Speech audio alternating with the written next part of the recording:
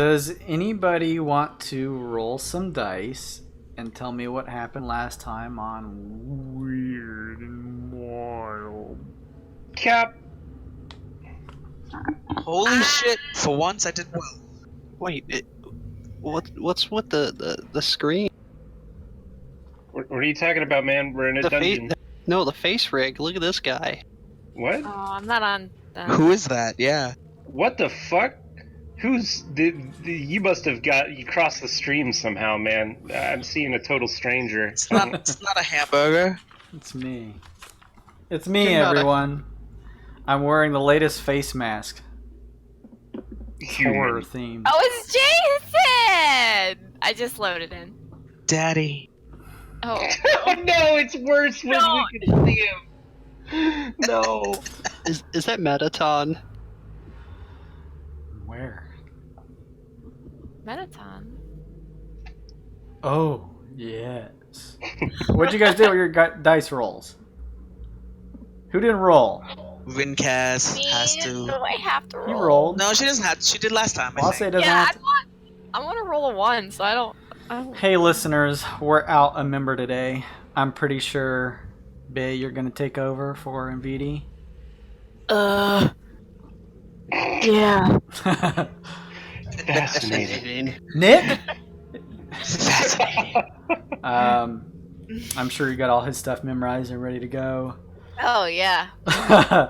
You have immunity from last session, so it looks like Slim. Rincast. Buddy, what happened 2 or 3 weeks ago when you guys found yourselves in this dungeon? See, I prepared on my stream. I actually gave them a recap slightly of what happened, so I'm ready to go this. Look at him preparing and doing shit. Gay? Last week we did nothing. The week before, though, we delved into a weird giant pyramid that we found a map for. Hoping to find treasure in sand, we found muck and water and giant crawdad people that questioned why we were here after thousands of years of being down here. We opened doors and explored through different things and found many weird traps to get through, and we found out that everything down here is full of a noxious, toxic gas of sorts. It's poisonous, so we're trying to get loot and get the hell out of here, because instead of treasure, we found mud and death. I do remember fighting, was it a giant snail? Yeah, there's a giant snail that Lasse turned into a rabbit. Oh, yeah. Poor Sung Kong and partially Aesop were attacked by a swarm of monkey-eating rats. And there's more things lurking in the water around here that we decided not to fight. Also, the Wyrd sucks, and it turned my rifle into a handgun. Oh, it Shrunk did. it. It did do that. What a nasty piece of shit this place is. Sucks. I don't trust anywhere. I think that's pretty much it. I can't remember us doing much else. Goddamn rats. Wincast gets a card. Hey, Marinkaz, Daddy. you're not wearing a shirt because you're a beefy lizard boy. You go shirtless, but I'm assuming you're wearing pants. Yes. Okay. Whoa, where is this going? Actually, There is a bulge in your pants as you find a weird bit in there. Oh, fuck For off. the recap. And yes, let's go ahead and pop out inspiration cards for everyone. You adding that to the pot, Wincast? Yeah, with all the 81. Woof. Get a little shuffle going on. Thank you, everybody who either is watching us now or comes in to watch. If you guys want to join us or collect weird bits and post in the chat, that's totally cool. We generally will hold off comments until the end, but we do love everyone who watches. Vidi has a blanket in his should drawer. we do an introduction, guys? Oh, yeah. Who is everybody? I'm Jaso, the DM. I run this game. Hello, everyone. Who else? I'm Bailey. I play Glace Allure, the fabulous Eidolon entertainer. I'm a bard. The College of Glamour, of course. Of course. Broken I'm homebrew stepping in. class. Hey, College of Glamour is printed now. Is it? Yeah, it's in Xanathar's Guide to Everything, I think. Oh, you're right. You're right. I take Excellent. it all back. Fucking fabulous class. I'm stepping in for Nick, playing Invidi, the half-elf celestial warlock. He's not a Good cleric? boy. What? He's not a cleric, indeed. Oh my god. Definitely not a cleric. My name is Kevin. I'm playing Sun Kong, the apeling / Bionoid monk, following the way of the abundant spirit. I am Goku. Is Kevin a little loud for anyone? I'm going to turn it down a little bit on mine. He's not. That's too just me, bad I'm for sorry. me. I've been balancing a lot of the levels over the past couple weeks, though, so alright. he may be loud for some people. I'm sure somehow it's my fault. So just I mean, I hate my computer. I hate it so much. he's just preemptively blaming himself. I am playing Aesop, Kinku Blood Hunter, Order of the Lycan, and his alter ego, Subject 22. Blood. Blood. My name's Slim, and I'm playing a lizard folk by the name of Rinkaz. My gun got shrunk, and I'm pissed. And I hate this place. It's wet, it's gross, and I like swamps. We lizards like the desert. It's dry and itchy, And it gets everywhere. It gets everywhere. just like us. Some memes. Scaly boys. Scaly boys. I colored these torches on your guys' maps green to denote that they're your glow sticks from Neo Gokyo and not torches. Nice. Nice. That's awesome. Yeah, because we're in space, not like torches. Well, I don't know. Well- I'm sorry. That fizzled real bad. Nope. Torches world. Hey everybody, welcome to the stream. We're not in Torches World. Just to let you know. This is Just in D&D. case you weren't sure. So, I think that's everything. Sun Kong, you got attacked by a massive, like a swarm Goddamn of rats. nasty rats out of some junk Goddamn over in that rats. corner, right? Yes, and it sucked, but we killed them. You guys did kill them. That's where we ended the session. Can you go ahead and roll me a Constitution saving throw if you don't God mind? damn it! Just randomly. Did I have my hold on? Didn't I have my enlarge spell? Was that for Constitution, or did I use that on something else? I would Oh, what did I love use to it let on? you know, Fuck. but Yeah, I don't remember either. Oh well. Oh well. I totally do not remember. Notes are important. So con save is a 0. So it is what it is. It's a what? Whoa. Yeah, 9. Fuck. Low average, of course. Give me just a second. No. Sun Kong turns One. into a pack of monkeys. Okay. Am I the same size or am I like mini? Am I a swamp now? No, you're not a swarm. You're fine. You feel fine. God damn it, Jason. Nothing's wrong. You feel fine. Everything's fine, guys. Everything's fine. Well, that's good. I'm glad to hear it. You guys, most of you either find yourselves pulling yourself out of this moat. Glace, you, and your friend Clatter seem to be the last of those pulling themselves out of the kind of muck and mire here. You see Clatter finally pulling himself up a little bit. The rest of you are kind of moved in to help Sun Kong up there take on a swarm of pretty nasty looking rats out of a bit of rubble and stuff like that. You guys notice in both the room you're currently in, kind of smaller room, as well as the room to the south of you, that there seems to be some type of like a fountain in the center here. I don't think Sun Kong had a whole lot of a chance to peer in before being Not attacked so much. by rats. So Goddamn rats. the ball is in your court. You just let me know what you'd like to do. Let's get a closer look at this this fountain thing. It's got to have some sort of purpose, right? And then, like I said before, we have the visual of the map here. Try to do your best, if you don't mind, and tell me your actions before you move your character token, even if it means just moving from one area of a room to the other, only because there are certain things in this dungeon that may trigger. So it's easier when everyone's not just moving around like a video game, if you don't mind. If you can think Jason, about it. are you telling us that there's traps in this dungeon? It's a trap! There are totally traps there. Hey, this is for your guys' sake. Maybe someone else will spot a trap as you guys are moving that way. Who knows? Maybe not. Maybe you'll step on it. Well, I want to look at this fountain. I will too. Again. Hopefully more rats don't come out. Sunkong, both you finish brushing yourselves off. Tingiku kind of brushes off your back. Some of the rat scratches and stuff kind of tore into your... do you have like a cape on? Is that what you got? Like a little torn kind of cape thing? I don't know. I've always just pictured it as a gi. That's just I don't know. Okay. That's just play on the artwork. It's your gi as well as the chitinous kind of shoulder pads that you have on. Ha! Gi!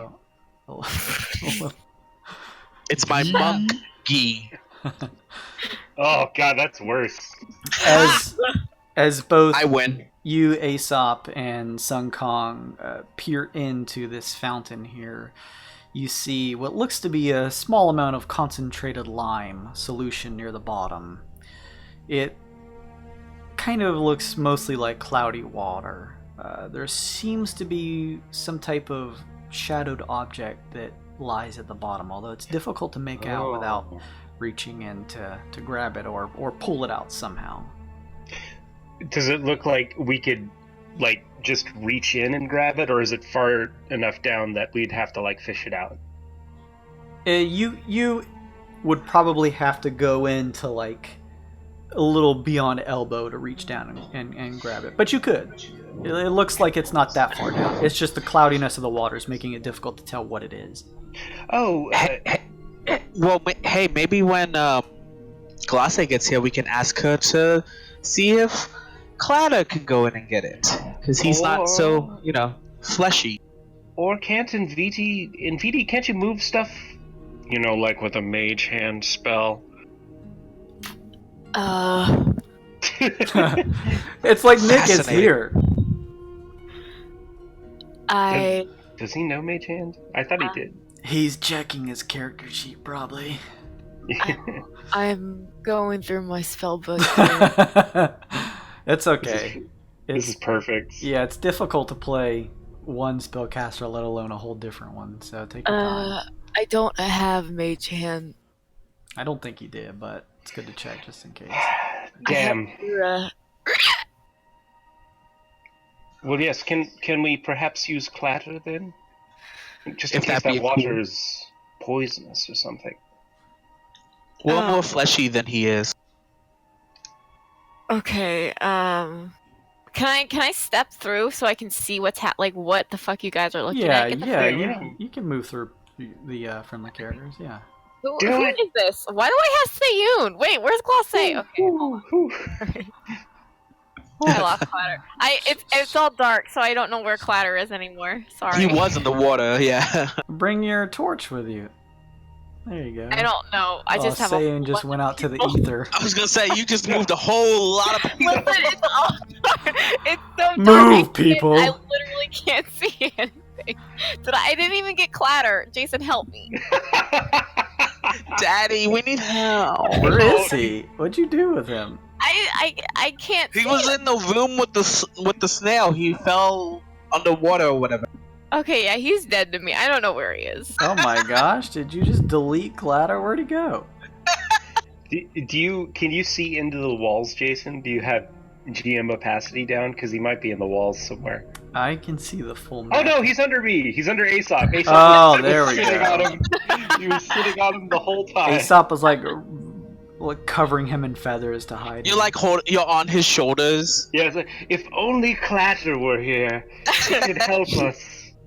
So what are we looking at this water for? What are we trying to do? There seems to be at about like a half an arm's length, maybe a little bit more down. There seems to be some type of object. You can kind of see the shadowy nature of it at the bottom of this kind of area here, this fountain. However, there is a lot of cloudy looking, like a looks like kind of concentrated lime solution in this, caked in this fountain here. But there does look like there's an object at the bottom, so they're hoping that maybe Clatter could reach a hand in and fish it out. Really quick. Also, knowledge checks are free, just to let you all know. Do I really only have two spell slots for Nvidi and they're at 5th level? That's what he said. Yes, that is how warlocks work. Okay, sorry. I've never played a warlock before. Yeah, they get their spells back at the end of a short rest instead of long rest, which is okay. Cool. So, he's got a lot of stuff, but he can't do much of it at once. He can cast at will detect magic, right? Yes. Oh yeah. Mm-hmm. He pretends I have control over his token. I want to put him up here. Oh, yeah. Let me, since you are playing him, let me just do like let me give Glossy control too. That way you can move him around when he's not looking, when he's actually playing with us. Oh my god, I can see everything. Everything. This is nice. Yeah. Okay. What a difference it makes, right? Wow. Nvidi casts or detects magic down the well. Okay, it's like this little fountain thing here. You do notice it's like bowl shaped, so it doesn't go down too far. Oh, okay. Can you tell me? I know I always ask this. Can you tell me what detect magic does? I sure can. For the duration, you sense the presence of magic within 30 feet of you. If you sense magic in this way, you can use your action to see a faint aura around any visible creature or object in the area that bears magic. And you learn its school of magic, if any. The spell can penetrate most barriers, but is blocked by 1 foot of stone, 1 inch of common metal, a thin sheet of lead, or 3 feet of wood or dirt. So, Beas and Vidi, you reach a hand out, not touching the fountain, but just sort of holding a hand out towards the fountain here, and the palm of your hand glows with a bright light. You sense clearly the magic of the items of your team members surrounding you, but focusing your attention at the fountain, as well as anything else within range besides your immediate teammates who possess some magic items and magic themselves, you don't sense anything emanating from the fountain itself. All right then. Just before we needlessly possibly sacrifice Clatter, Sayun, have you seen a fountain like this before? And I'm gonna make an investigation check. So yeah, because Sayun gives Does me he give you advantage. advantage? Oh, okay, Yeah. sweet. Yeah, use your buddies. Yeah. Yeah. So Sayun and I take a close look at it, and with the investigation, that is going to be a 20, unnatural 20. Okay, that's still pretty good though. Yeah. Sayun, again, without touching, just sort of bird-like, very quickly cocking his head and peering around. He does that owl thing where he is staring at the fountain here and then flips his head 180 degrees to look at the fountain in the other room and flips it back and says, I believe some type of decorative venue piece for the creature that was in the previous room. A venue piece? Perhaps it has more practical uses. However, he points out now as he sort of has Glacé lower her glow stick to show you a bit of the carvings underneath, kind of on the bowl-like area of the fountain itself. You see carved and engraved in the fountain the slug Oh, okay. Okay, so he meant the slug, not the weird talking crayfish we ran into. Yeah, the immediate room. Yes, the slug that is currently a bouncing rabbit of some type. Dust bunny. Yes, a dust bunny. I totally forgot about that. Yeah, don't Okay. forget. How long does that last, Gloss? An hour? It lasts. Let's find out. I think it was an hour. I believe it was an hour, but I just want to double check because I could be wrong. Polymorph. It was 1 an hour. hour. All right, cool. So you are maintaining your concentration. Yeah. All right. You can still, like Aesop, with your sort of keen hearing, can still hear the pitter-patter of the dust bunny in the previous room. Nice. Okay. Well, let's have Clatter take a yank at that object in the pool and see what happens. You heard the bird. Clatter turns and goes to dip a hand into the fountain's murky water. His arm slightly more extended than most others due to his sort of embellished, animated armor anatomy and form. Reaches in, not all the way to the elbow, a little less because of his slightly elongated, exaggerated metal arm. You see it shift around just a bit before pulling back out. You notice as it pulls back out, there is a slight coat of what looks like some type of lime coating his armored forearm, and you notice that it has a bit of a bubbling sensation to it. He kind of shakes it a bit, but it doesn't come off. As he fully pulls his palm from the surface of the water now, you guys notice that it appears to be held in his hand an amulet. Oh! There is a engraving of words on it, similar to the language that you guys have seen before that NVD, with his helm, Glosse, just to help you out with that character, can potentially understand. I believe his helm allows him Comprehend to languages. Yeah, comprehend languages. This amulet looks to be made of like a brass, and I believe it's chrysoprase. Not sure how that's pronounced exactly. You guys know me. There was a brazier in the previous room back there. So. Amazing. So you guys see this amulet in his hand. It seems to be what looks to be like in the shape of. It kind of has like a circular shape, but as you notice the engravings on it, it almost looks like a wound up snail, and there's sort of like words embellished, curved at the bottom of it. And like I said before, on his kind of up to close to the elbow, there's this coat of lime that is slightly bubbling. Oh, can we wash that off? Can I tell him to go to the water and get that off of him? Oh, this is actually something I can do. I can neutralize an acid. Jason, hold on a second. I have to look this up because there is a DC for it. Sure. This seems like it may be helpful. Yeah. Here we go. Tool uses. This is also in Xanathar's. Alchemist supplies. Neutralize an acid. Oh god, that's a hard DC. Okay, so I get out my kit real quick because I don't want Clatter's arm to fall off. And I am going to try to make a DC 20 check with my alchemy tool. Oh, honey, take one of these. Yes. Okay. Bitch, Probably a good idea.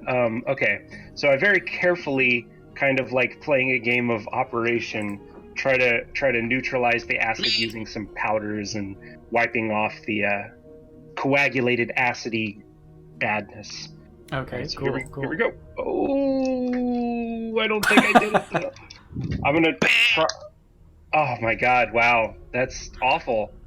Nasty. I don't think I've ever seen this kind of acid before. I don't know what to do with it. The total was 13, if it matters, Jason. Okay, so you go to attempt this with your alchemy supplies. However, it seems perhaps it's just the number of years that this well or fountain of this kind of caustic lime has built up that it's particularly resilient, at least to some of the supplies that you had to clean off. Can I? Shit. Does prestidigitation do anything for that? Can I clean that up? Oh yeah, that's a good idea. As in VD? Not a bad idea. I believe prestidigitation just simply says to clean like a cubic foot of area using it or something like that, right? You clean or soil an object no larger than 1 cubic foot. Yeah. I will say, as in VD, because this is at will, essentially, he doesn't have to use any spell slots. NVD raises his hands and the bright light emanates from his palms. Give me a d20 high or low. Ooh, I'm gonna use my gold dice for NVD. Hold on, let me get There it. seems to be a little resistance, not got to the this, spell you got itself, this. but just the caked up and just dried nature of this lime. It's particularly what do you want to say? Barely. These aren't gold coating. enough. Barely. I'm gonna go high. Yes! Yes. Yes! NVD notices that his prestidigitation spell has a little bit of a tough time sort of cleaning through this lime, but just continuing to focus, knowing that it's an at will and that he can kind of channel the magic through his palms for as long as needed. It takes like a minute or so, but he's able to run his lit up palm just sort of like, almost like a futuristic thing, like slowly down the arm, and you guys watch as it is slowly cleaned away. Oh, it's so useful. Ever so helpful indeed. Clatter kind of steps back, kind of throwing his arm as if to throw off whatever's left, even though it's fully clean, and then to you, Glacé, opens his palm to sort of like offer the amulet that he has in it. Can I like touch it before I grab it first? Like, can I touch it, poke it, make sure it doesn't like burn? Sure. You notice as NVD ran his hands down that he also kind of cleaning the hand and palm of Clatter also cleaned this amulet, so it looks pretty clean. You go to touch it. There's no sensation of burning or anything like that comes off of it. Okay. I'll grab it. All right, you grab it. You have this bronze amulet that is about palm size and looks to be circular, kind of carved like a wound up snail with a bit of engraved wording at the bottom. Oh, NVD, what does this say? NVD comes over using his helm of comprehend languages. I'm assuming that allows him to also read things too. I think we may have done that in the previous session. Yes, I believe so. Okay. He comes over and takes a look at it, and NVD, you using your helm are able to determine maybe not necessarily the language, although now you're getting the sense that there seems to be a familiar language running throughout this entire place. So if you guys were able to make a good check, you can maybe determine what that language is. However, you're still able to read it. It says Lord of Snails. Fascinating. Fascinating. Do you think we could control that big snail if we're wearing that amulet? Uh, That would be pretty cool, as the kids say. Really quick though, I do want to find out what kind of language this is before we go putting on any crazy amulets or whatever. Sure. So NVD can comprehend the languages that he's heard spoken or that he is able to read here, but I don't think he's able with that magic to determine what it is necessarily. Although he can make a check too. It doesn't matter. Not NVD. Aesop, have you ever seen these scribbles anywhere? Any idea of what kind of language we're dealing with?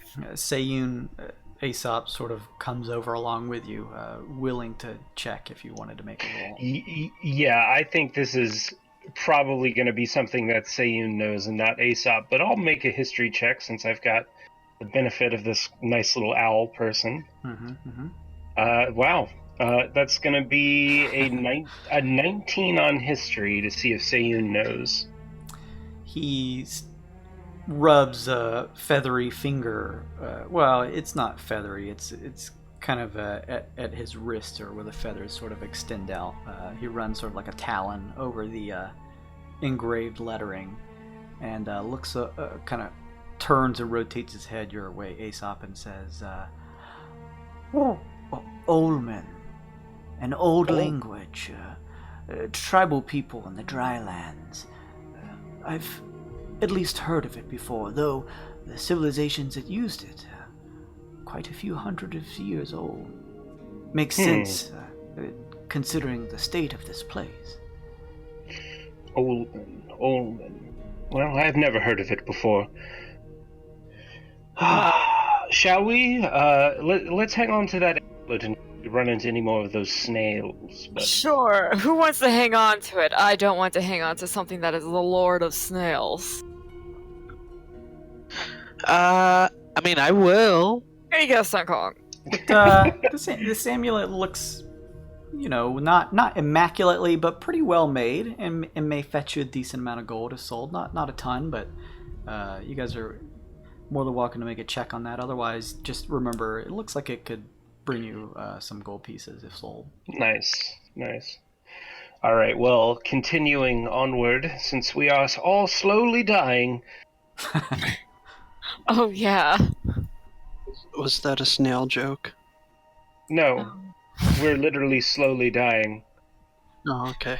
I mean, now that we have that amulet, it might help us if we get into a real slugfest. Oh.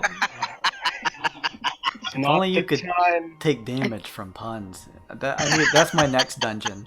That's gotta be a part of the weird effects. Would you say that's going to be my punishment? Oh. Oh my god! I hate you. Jason, Thank you, I'm everybody. offended. I'm quitting the stream now. Goodbye, everyone. It's been fun. Life is not worth it. Aesop walks into the pond and drowns himself. Oh, look, a bird bath. Fuck. I come back to life and kill myself again. Two birds with one stone? Oh, God. oh, look, another one of these things. I'm gonna make a nature check, or I guess a survival check, to see if I see any more signs of rats in this room, like droppings or scratchings or something like that. Fair enough.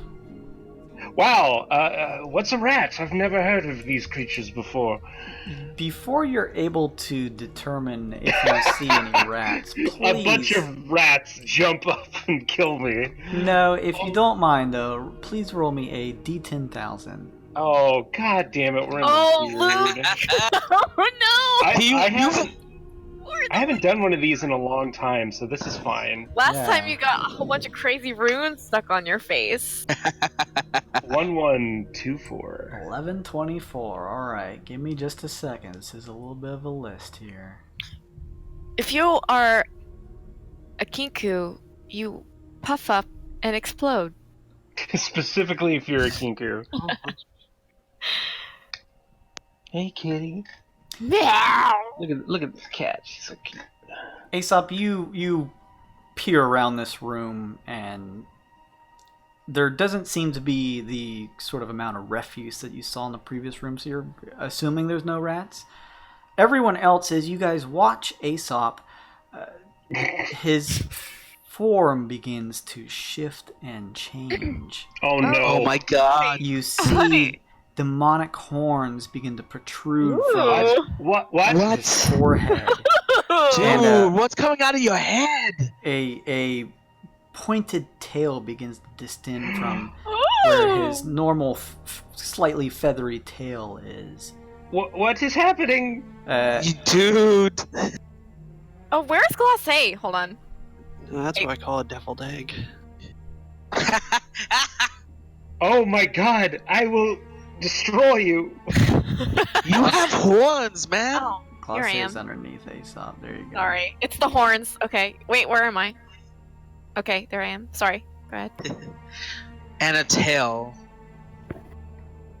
not tail feathers, like a telltale. Does he look like a crow with horns and a tail now? Demon crow. A raven? Aesop, I assume you sort of turn around and tell the group that you don't necessarily see any nasties in here. Yeah. Oh! As you do, Aesop, you don't notice any difference. As you do, the rest of the party, you see still wearing the sort of like plague doctor-esque mask. It looks as though everything underneath that you can at least see where normally you'd see the sort of feathery tuft of the spot sticking out of Aesop. It now looks as though there is a demonic being wearing the mask. Oh! What? Does he not even look like himself? Or He looks like some type of demon to you. It's not Aesop! It's something not Aesop! What? Aesop turns around and tries to look behind it. Where's the demon? Yeah, wait. Aesop? What? have my quarterstaff in your face. Whoa! Hey! Let's put that away, lest anyone get hurt now. Aesop, you aren't You're not a demon bird anymore. I just kind of look at my hands and go, huh. You take a look down at your hands, Aesop. They just look like your normal or raven-like claws. Oh no, he doesn't see it. What are you all talking about? Why do you look like, dude? You look like a demon. Rek, get this.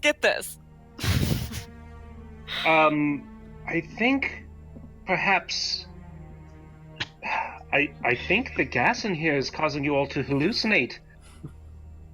Can I don't have a mirror or anything shiny.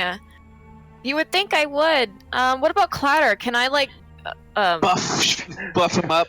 Yeah, buff on his chest. There's a bit of reflectiveness to Clatter now that he's kind of been slightly washed off by this moat that he trekked through. Honey, look at yourself. Can you see?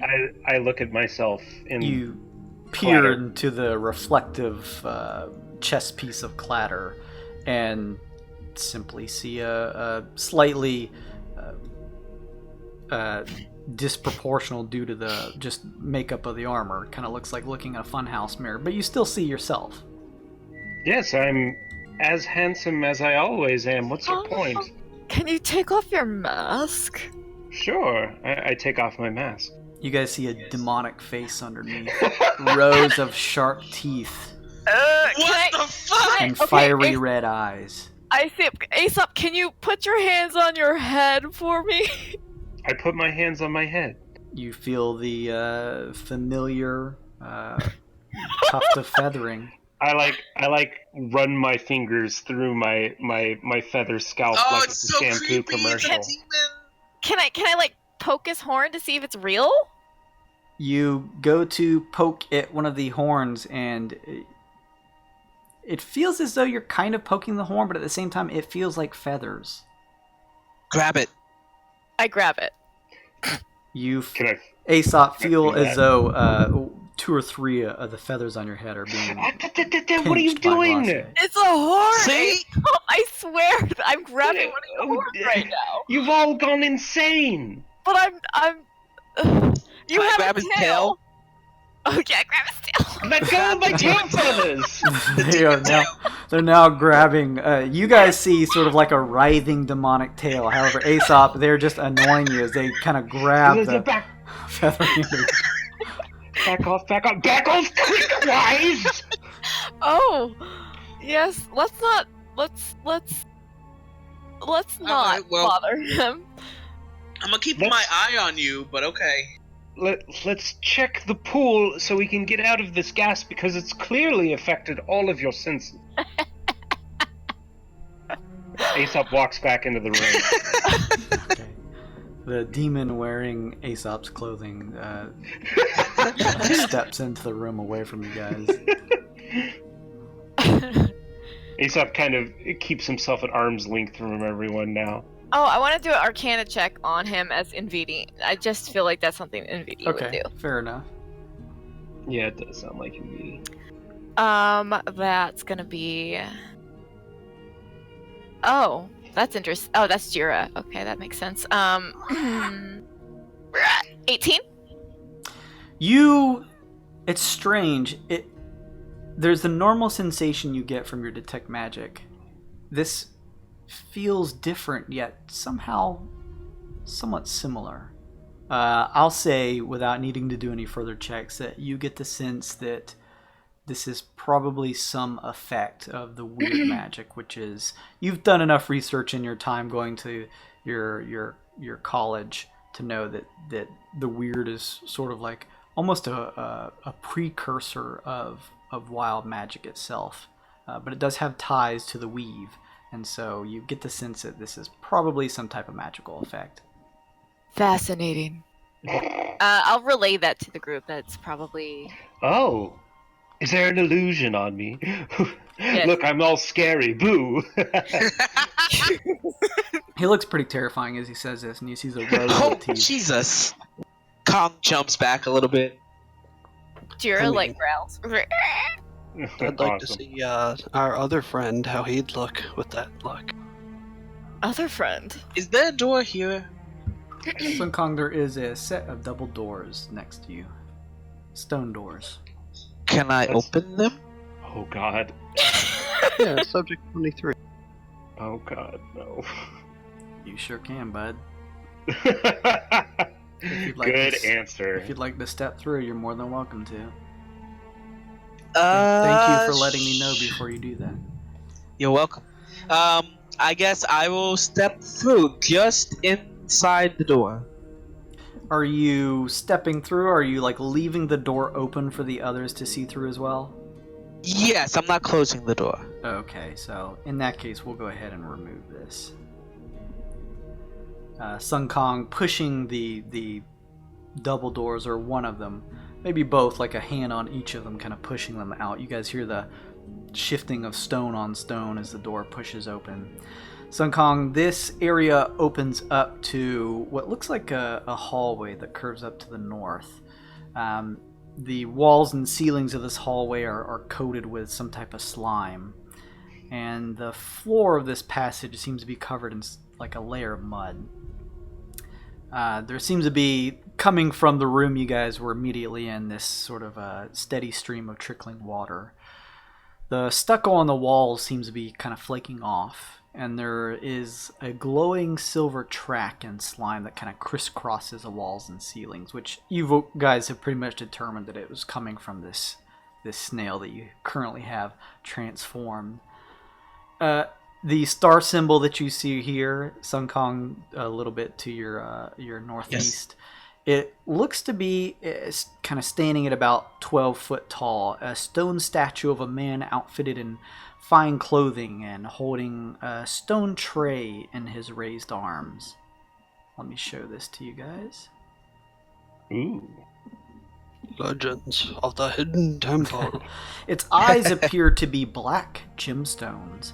The right one droops out of its socket a bit, balancing on the statue's cheek. From behind the left shoulder of the statue protrudes the hilt of a weapon, most likely a sword. The stone tray in his hands, as well as the forehead and the nose of the statue, seem to be kind of chipped and scratched. Okay. I also wanted to roll a perception, just moving ahead, if anything on the floor, kind of a general look around before I go further. I rolled a 17. You don't notice anything particularly of note in this room that stands out to you besides the statue itself. It seems like you kind of gathered the vast amount of information by taking a look in this room. Okay. It seems alright. So far, there's a statue down this way, guys. Good to know. Can I look in this fountain? Is there anything at the bottom of this fountain? Oh yeah, you peer into the fountain there, Aesop, and as you look over, see that there isn't nearly as much water as the one above you. This fountain here is filled with mostly algae, and there's some what looks like bullfrogs that seem to be raising a brood of tadpoles in the water. Cute. Well, what did you find up here? And then Sun Kong tells me all that stuff. A demon turns the corner asking you what you found, Sunkong. Oh, sorry. You look like you've seen a ghost. Ooh. You are creepy looking. There's a statue in here. It looks like it may, I don't know, it's holding a tray, you see. That stuff. Is there any writing on it? I look further, closer. Give me, now that you're specifically focusing on this statue, why don't whoever wants to give me a perception check? Can I use that 17 that I did? No, I already used that. Let's see. Can I use that roll that I already rolled? I made a roll like 13 6. minutes ago. It was like a 19. Can I use that roll? Sunkong, you take a sort of... I see nothing. couple seconds to study the statue. Tengiku sort of peering around the opposite corner as you peer around the one of yourself. You don't notice any writing or anything on the statue. And sorry, Jason, can you bring up that image again? Yeah, sure. Hang on just a second. We'll see what's. Other than maybe the eyes or something, because they look like gemstones. Can we bring the torch, the glow stick? I mean. Yeah, you could see it better probably. All right. So he's got a tray. He's got gemstone eyes. You notice where his eyes are seem to be two black gemstones. One of them slightly drooping out of the socket, kind of hanging on his cheek a bit. Ugh. And then a weapon in his back. Yes, looks like a sword. Yeah, looks like some type of sword and a hilt across his left shoulder there. All right. Can Sayun and I investigate it? Sure. What do you? You can go ahead and roll and just let me know what you're looking to kind We're of. trying to determine the purpose of this statue. Like, should we on the plate? Is it safe to remove the sword? Just like that sort of thing. Just Sure. Okay. Oh shit! Oh. I haven't needed any of the Sayun advantage. I've just been getting 18, 18, 20. Aesop, Yeah, that's I'm in the real awesome, weird. buddy. I'm in the weird. God damn it! As you are investigating this statue, Aesop, God please damn it. give me a D10,000 roll. I'll give you a D10,000. He's a demon and now he shrinks. Just say like my alignment changes and I start breathing fire.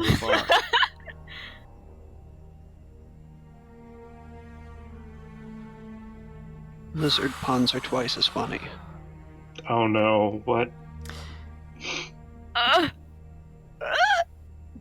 Where's everybody at? So we have. Oh, Hang on. oh my god. No one move. We have Nvidi. Well, no, we have Rinkaz at the far left. We have Nvidi. Where's Glosse at? Glossa's underneath Clatter, just because I'm sick of like moving 6 different fucking tokens at once. Rinkaz, Glosse, Nvidi, and Sunkong. If you would please roll me a 1d4, Aesop. A 1d4? Yes. Roll please. 1, okay? God damn it. Hey! Oh. I know this may take a second, although you guys could do this in Discord if you'd like. Would you guys please take your level 9 character sheets and post them in Discord? What? Oh no. Aesop, as you are studying the statue Let me figure see. in front of you, there is a strange shift in your senses. Your perception is jolted a bit. A sense of vertigo comes over you just slightly before dissipating. You notice now you are standing close to Ruff, Glosse, and Nvidi, Jashini behind you. Rinkaz, as you are looking ahead, seeing what Aesop may have determined from the statue, you all of a sudden have the same sensation, finding yourself now standing right in front of it. You guys have switched bodies. Oh my god. Not again. Not again. So Wait, Rinkaz and I just swapped? Yes, if you guys would please trade character sheets. Oh, I thought we were all doing it. Nope. Oh. I'm gonna get rid of these then. Oh, wait a minute. So, not me? Nope, just he rolled a 1, so that was Rinkaz. So those two switched bodies, Rinkaz and Aesop. Let me get that character I sheet. wonder if Aesop will see a demon now. Oh! Shit! Oh, that's crazy. I go to the water and drown myself. You also seem slightly shorter than what you're used to, Rinkaz, for some reason. Where'd this You statue look come back. from? You look back, Rinkaz, and see yourself standing in the back. There's a slightly miffed look on your face. Who's that good-looking lizard over there? Aesop, in between the group of your teammates here looking forward, you see no sign of yourself, just Seiyun and a demonic-looking creature staring at a statue ahead. Now sort of looking back your way. Oh my goodness, that's what you all saw? Does it sound like Rinkaz saying that? Or does it sound like Aesop saying that? I take one step towards myself and go, ah! As you say that, each of you sound like your other selves. So as you say that, Aesop, you sound you. There's a strange, maybe slightly lower tone to your voice as you speak in Rinkaz's voice. So we would have no idea. What are you talking about, Aesop? It's Rinkaz. I imagine we do that Spider-Man meme where it's just two Spider-Men pointing at each other. That's what happens. Yeah, to the rest of the group, you guys just notice a strange sense of confusion coming from Rinkaz and the demonic Aesop in front of the statue. Because, honey, yes, we just went over this. Me and We Sen- swapped bodies! What? What do you... What? We swapped bodies! And I do look like a demon! Oh. Wait a minute. Are you saying you're Aesop? Yes! Looking at Rinkaz? And so you're Rinkaz looking at Aesop? I look at him and say, birds of a feather. Yeah, it's fucking Rinkaz! Aesop, he says it in your voice.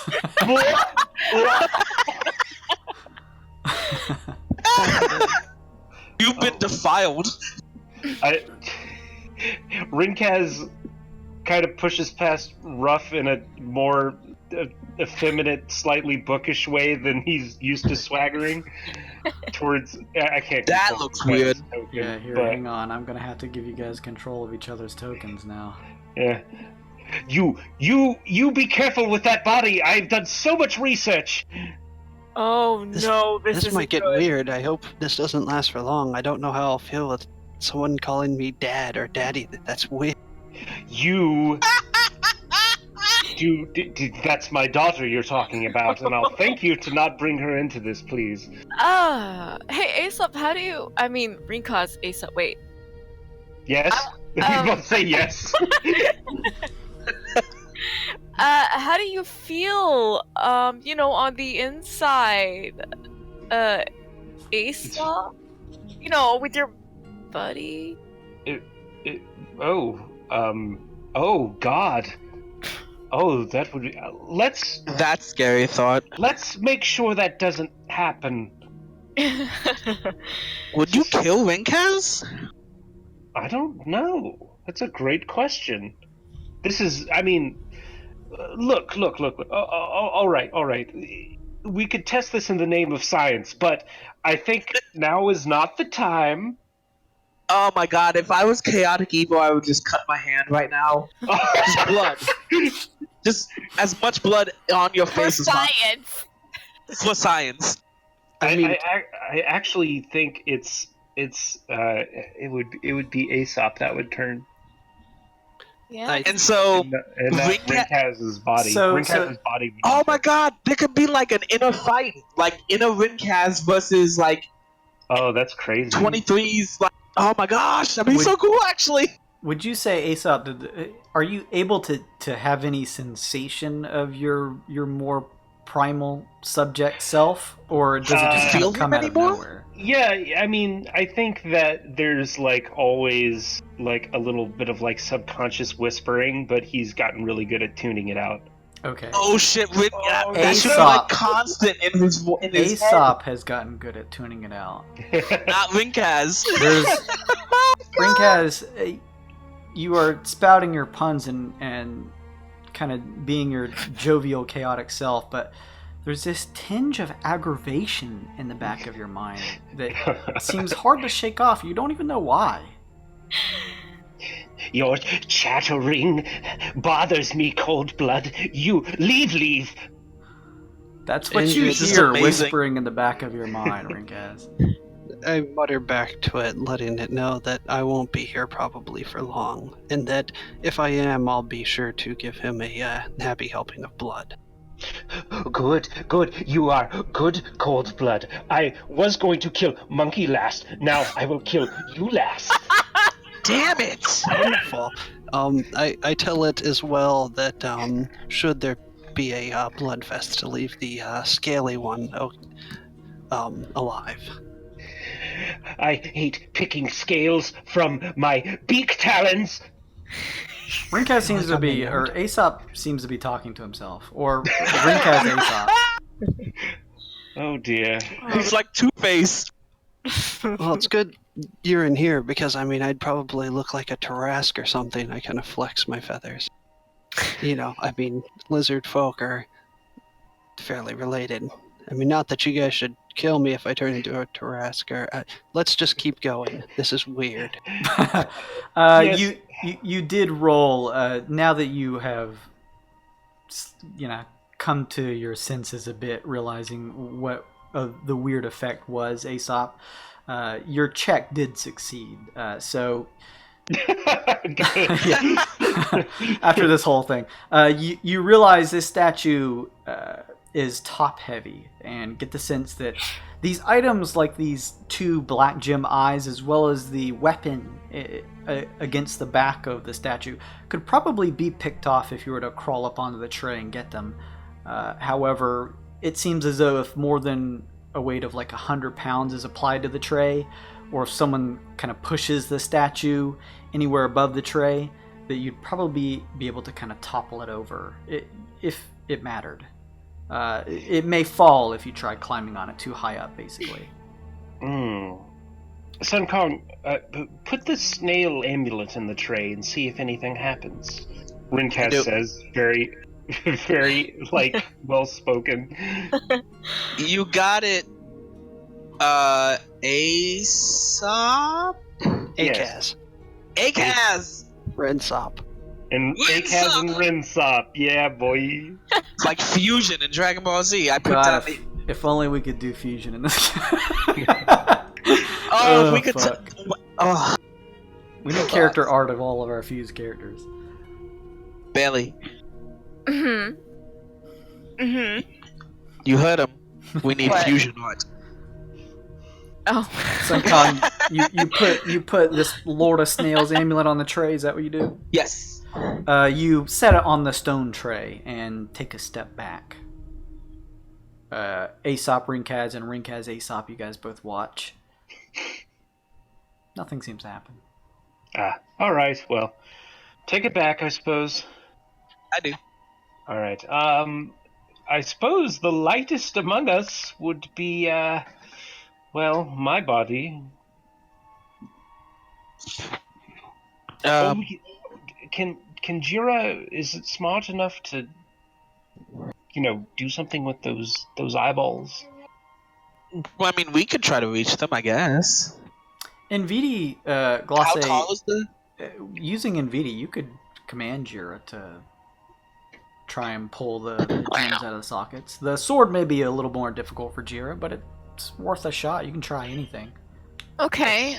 I take a few steps back. You stand back, Rinkaz. Jira also seems to not weigh, at least from what you can tell, like the 100-pound limit. He seems much shy of that, so it seems relatively safe. Also, still cannot control my little. All right, I forgot. Here, hang on just a second. I'll give you control, little Jira too. Everyone has double control of someone in this party at this point. It's crazy. All these tokens. Okay. And of course, in the darkest place. Okay, Jira's gonna try to do what he needs to do. What should do? You want me to roll?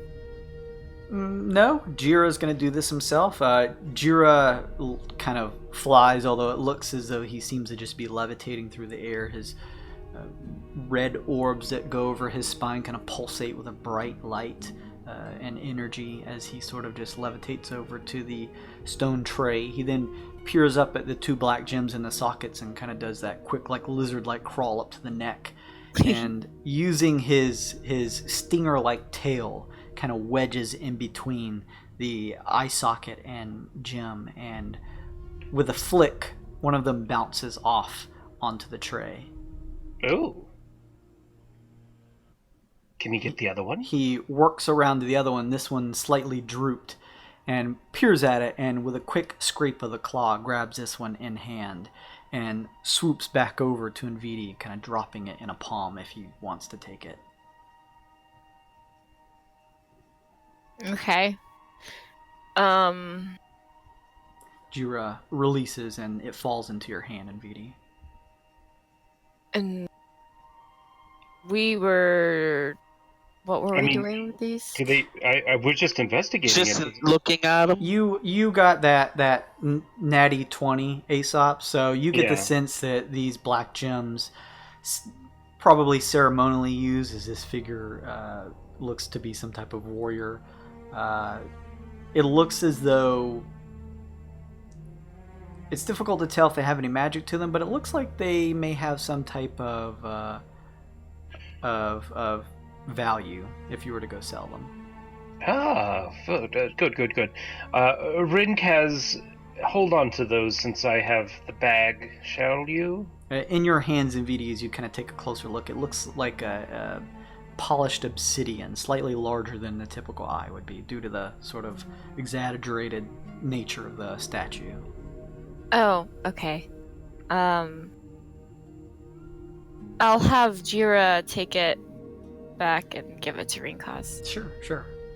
So two obsidian eyes. I can add that to Aesop's. Is there a stuff, right? Yeah. Is there? Let me think. I know you guys can do the sort of like take the 10 minutes to appraise an item type of thing. I'm just wondering if there's a skill you guys could use to determine the relative value of them right now, if you'd like. You guys are welcome to do that if you can come up with a good skill check to attempt it, if you'd like. That way you'll know the immediate value of these items that you're getting. If you'd like to. History? Okay, I'll take that, sure. I'm going to get as much mileage out of Seiyun as I can. Sure. You also notice, Aesop Rinkaz, that in the palm of Sun Kong's hand, he's also holding that snail amulet as well, if you want to do a check on that one. Well, I got a 9, so... As far as the eyes go, at least, the two polished obsidian, you get the sense that they probably are not worth 20 gold, maybe under that, but the exact value you're unsure of. Okay, well, I'll just add them as obsidian eyes to the inventory then. And then make sure and remind me later if you'd like to sell those, and I'll give you, we'll see what the vendor is able to pay. So, how tall is the statue? The statue stands at probably like a good 12 feet tall from where you're kind of taking a look up at it. So I can climb just as I can walk. It's not like, I can. So I want to climb up and try to take out the sword if I can. I pull Aesop's body away from the statue. How much do you weigh, would you say, Sun Kong? 170? Okay. Maybe? He's lean? You, with your monkey-like ambidextrous nature, are able to just kind of sling yourself easily up the statue and start getting a look on this sword in the back.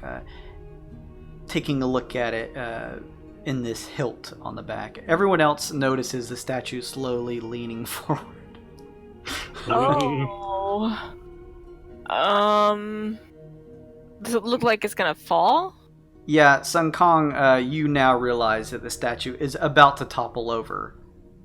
And Look out! I'm going to need you to make a dexterity saving throw. You and... No, just you. Tengiku quickly dodges out of the way. This is why I moved my body out of the way. 19. Oh, nice. You quickly pull yourself out of the way. Tengiku sort of throwing feathered wings out from the back of his robe out and jumping back. You guys remember now he kind of looks like a kinku, but actually has wings himself as he sort of launches himself back in the air. The statue topples over to the ground. The distance in the width of the room here doesn't fully make up the tallness of the statue, so the top headdress of the statue sort of strikes the wall, and the head at the neck breaks off and kind of tumbles to the ground. You see some ripples through the legs as some of it shatter. It mostly remains intact, although some of it is crumbled and kind of torn asunder, but the biggest damage to its head. The sword still attached to the hilt. However, attached to the stone-like hilt are some pieces of stonework that pull from the wall behind it, and you guys are able to peer through the wall behind the statue into an alcove behind it. Secrets. Oh, would you look at that? Whoa, wait. I mean, what about the sword? Sun Kong decides to walk that way. I look at the sword. Okay, you take a look at this sword here. Let's see. Do you pull the sword from the hilt, Aesop? Yes. Okay. You pull the sword from the hilt. You notice that it's actually in a pretty fine condition. It seems to be made of the hilt made of laminated wood, and you notice that. Actually, hang on. The sword itself is made of laminated wood.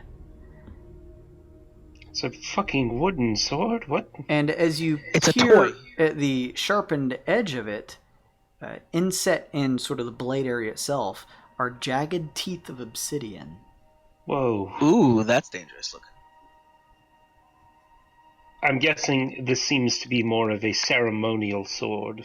You could make a knowledge check if you like, now that you kind of have the full... Hell History. yeah. Sayun, let's go! God damn it. 8. Ooh.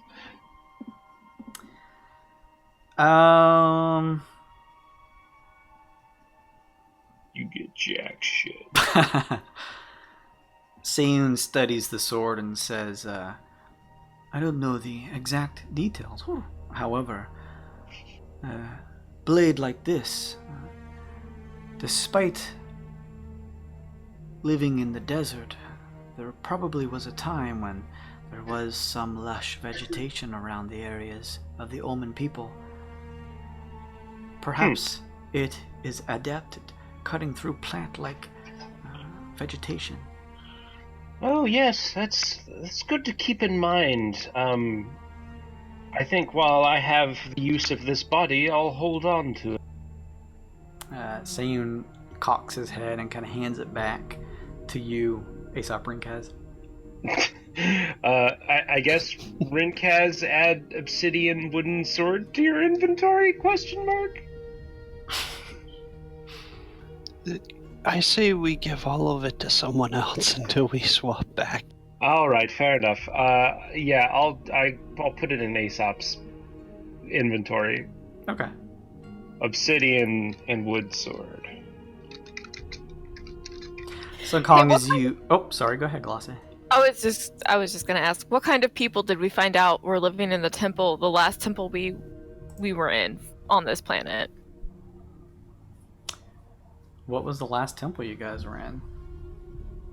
Didn't we visit a temple the first time we were here? And Back in season Where 1, huh? Where we met the Illithid slave thing?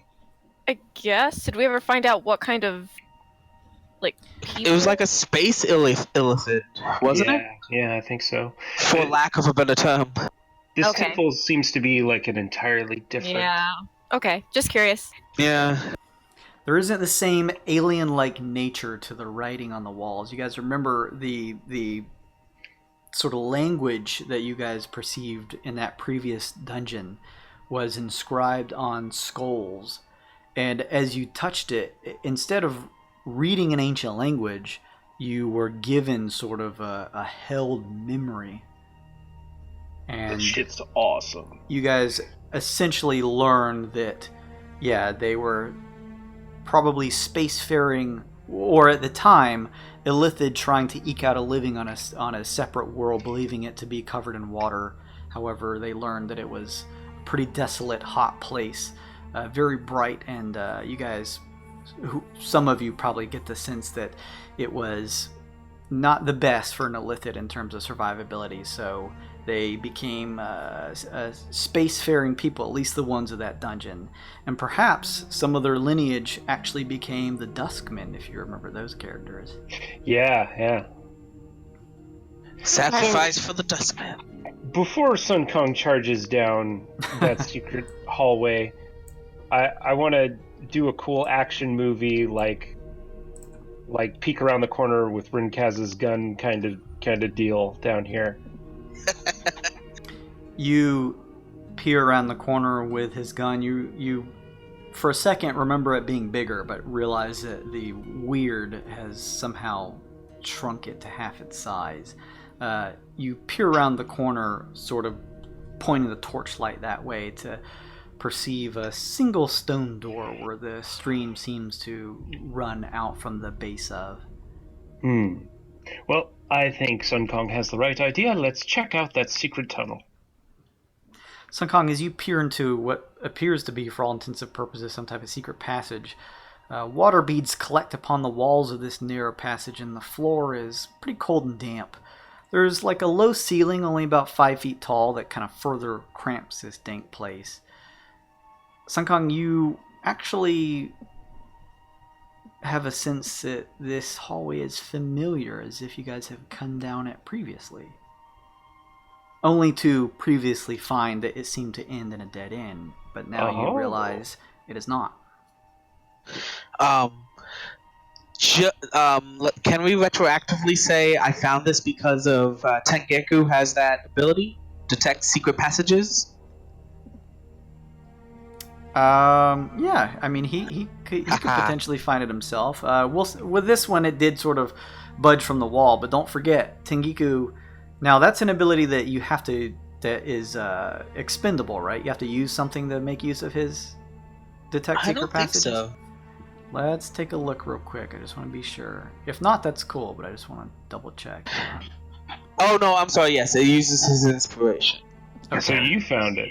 Good job. I found it again, yep.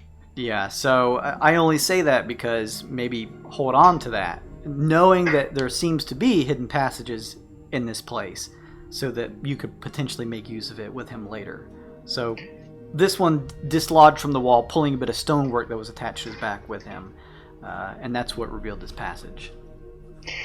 Well, then I guess we don't need to keep going that way if we've already been that way. Yeah, Sun Kong, you remember that if you wanted to head back this way, it would probably skip the whole area with the slug and that waterlogged room that you guys kind of jumped under the water to push the doors open. We should skip that place. Let's move forward. I want to check. Well, no, I want to check this door over here. Oh. Because there's a door over here. I want to check it. Jason, I want to check for traps. How do I do that? Make Invest. a perception or investigation check, whatever one you prefer. Rinkaz, what are you better at?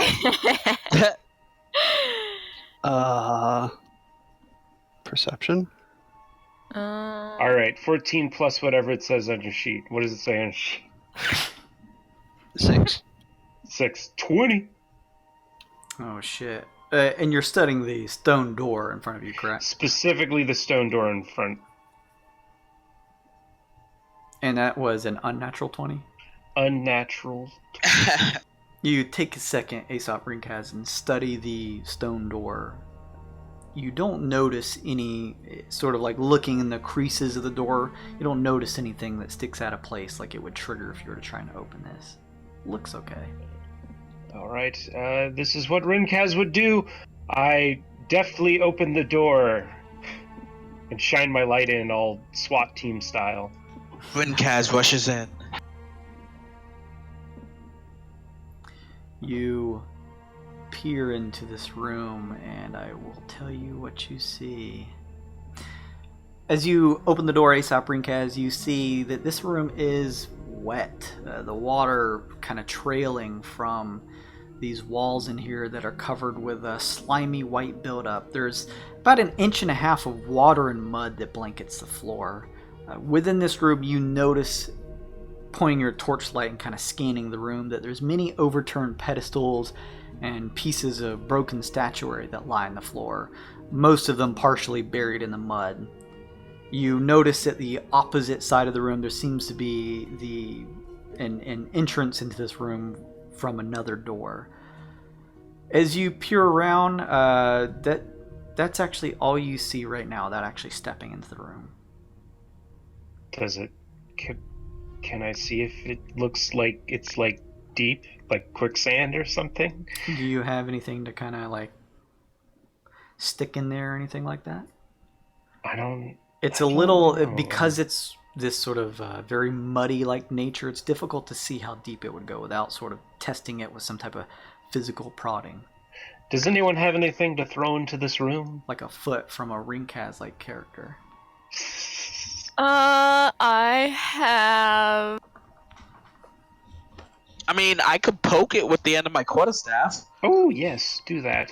You could use it to like a blind person, you know, put it in front of you, so you know you make sure you're not stepping in any deep areas. I still have more of those glow sticks in my bag. Oh, Alright, so I poke on the first square area in front of me. Okay. You stick your what is it? Your metal pole arm into the Yeah, my mud. quarterstaff. It goes down maybe 2 inches. It doesn't. It seems normal. I'm gonna step on it. You put a foot. You hear the typical squelching sound of stepping into mud, and your foot finds a base.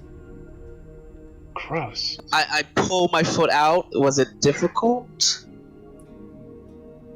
Is there a lot of like resistance, or is it easy to step through? Does it seem like? You feel like if you were trying to race around the room, it'd be a little difficult, but it doesn't seem as though it is difficult terrain. Okay. I poke in the next little square area in front of me. As you do this, I'm assuming you would naturally peer around the room. Yeah, that sounds right. Give me a perception check.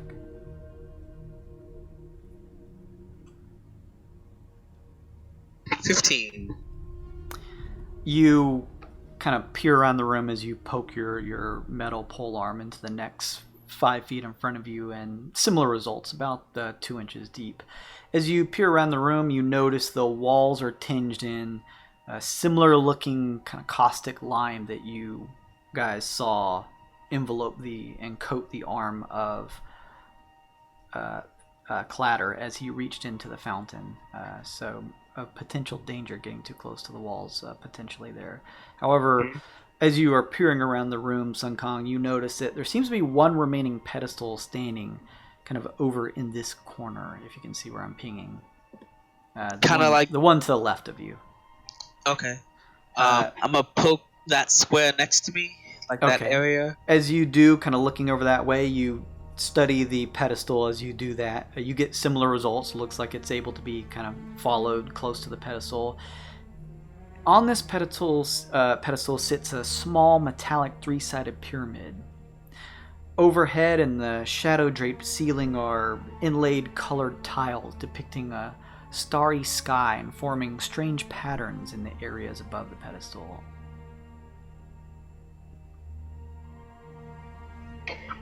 That's what you see.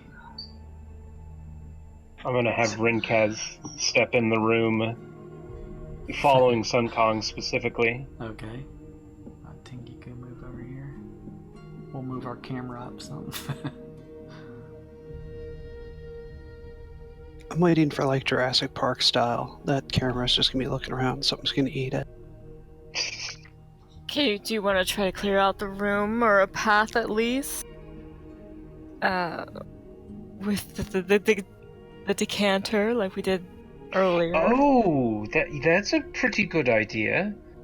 Although I don't see anywhere for the mud to drain. I guess out of the room. You guys feel like you could potentially sort of pump it into the Sounds doorway right. you're entering through. Just be mindful that it doesn't seem to rise all that far up.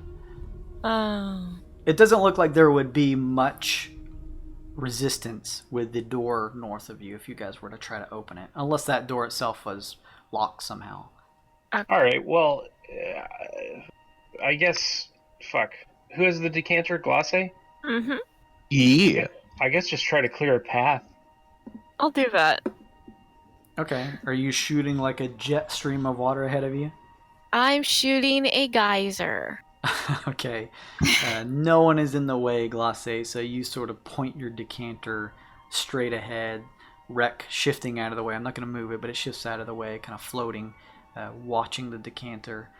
You sort of point it arced down towards the floor, but still slightly arced towards the door up north of you. And a geyser blasts out of the decanter, almost kind of throwing you back a square, but you hold your ground.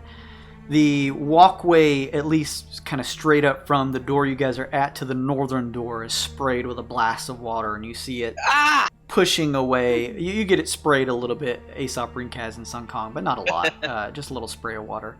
Tee-hee. That's the Sarah's tee. The mud that it cakes the floors just pushed away to the sides. And as you, almost like turning off a hose, Glace, as the water sort of slowly shifts, arcing slower and slower and lower, kind of with a few drops now exiting the decanter, you see it is not of any difficulty, and you can kind of see the cracked tiled floor leading to the other side. You can notice that the mud has been pushed away, kind of like the two squares in the center, this 10 feet kind of in the center of the room, all the way up, has been cleared for you. It looks like the mud, because of the amount of it, is slowly shifting, kind of setting back to where it was, but it would probably take it like an hour to do so. I walk in. At least you don't have to step through mud, Glace. Yeah.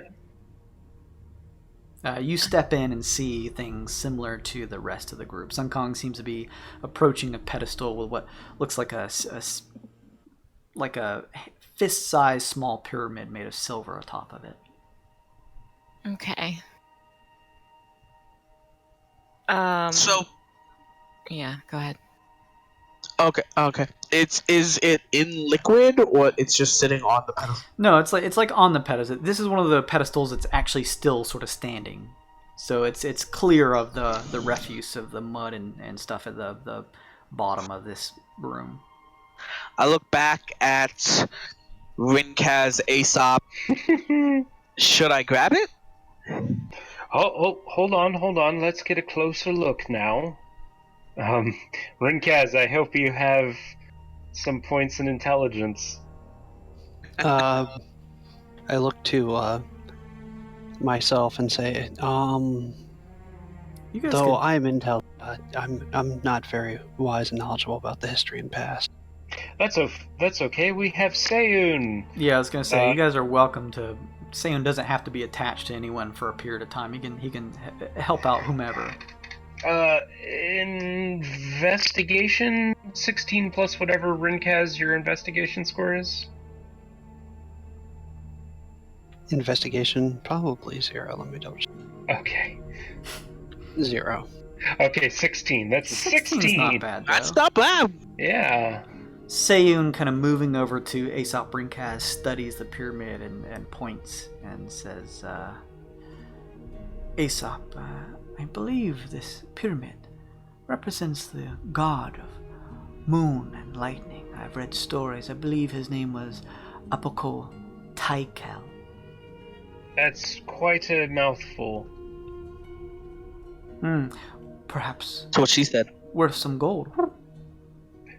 So it's made of silver. It looks like. Sun Kong, pick it up. I take it. You pick it up and have it on your person now. Little gold pyramid.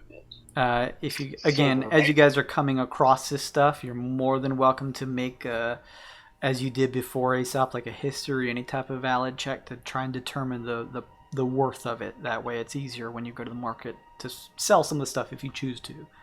Sure. Maybe we should just do that one. Like, let's collect the stuff and then just do it when all we're in out one of round. here. Okay. Yeah. No problems. No problems. Yeah, that makes sense. Just fact, remember to write that stuff down then, if you don't mind, like small pyramid made of silver, and that'll make it easier for me to find this stuff Yeah. for you. Yeah, I'm actually taking notes for all the Cool. all Okay, the great. stuff we're picking up. So yeah, Sun Kong, you grab this kind of small silvery pyramid that seems to represent a god, as Sam pointed out, and kind of shove it into one of your side bags. Following the pet. Oh, go ahead, Glossy. It was the god of the. What was it? The god of? Sayun mentioned that it seemed to represent the god of moon and lightning. Can Nvidi do like a religion check to see if that's like anything relevant to what we've come across? Like, Sure. Why am I using these dice? That's oh god. What's his religion? That's not bad, I guess. 8, 9, 10, 11. He's super big on religion, so yeah. He is. Was that the total 11? Yeah. Yeah, it seems to.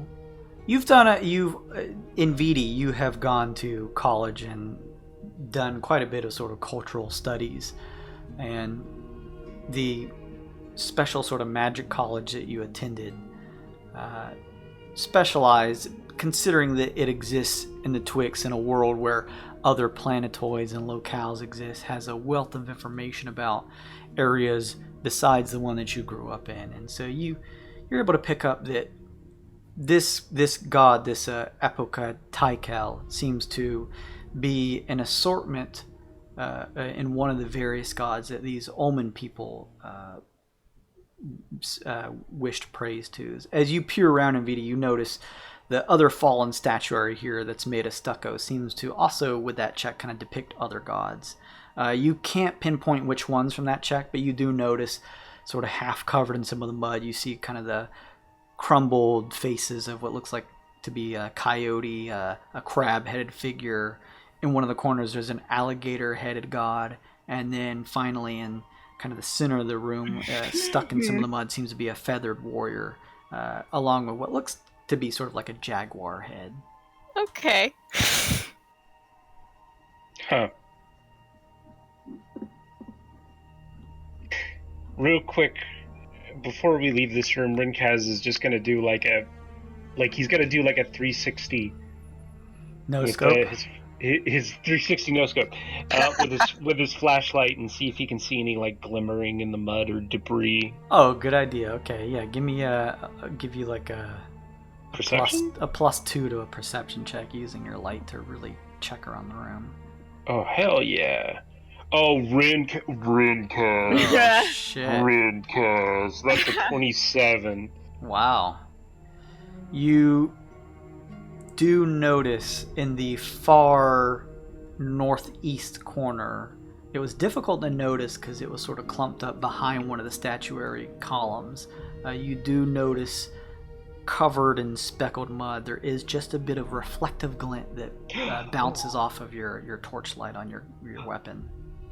Rinkaz Aesop instinctively goes that way because it's shiny. Okay. You kind of step from the cleared path into the mud. It kind of makes a sloshing noise as you step through. And you make your way over. Do you want to kind of run a hand down there and try to pick up what this mud cover object is? Oh hell yeah! Roll me a 1d6, please. Ooh. 5. You find, covered in mud but easily cleaned, 5 weird bits. Oh, snap.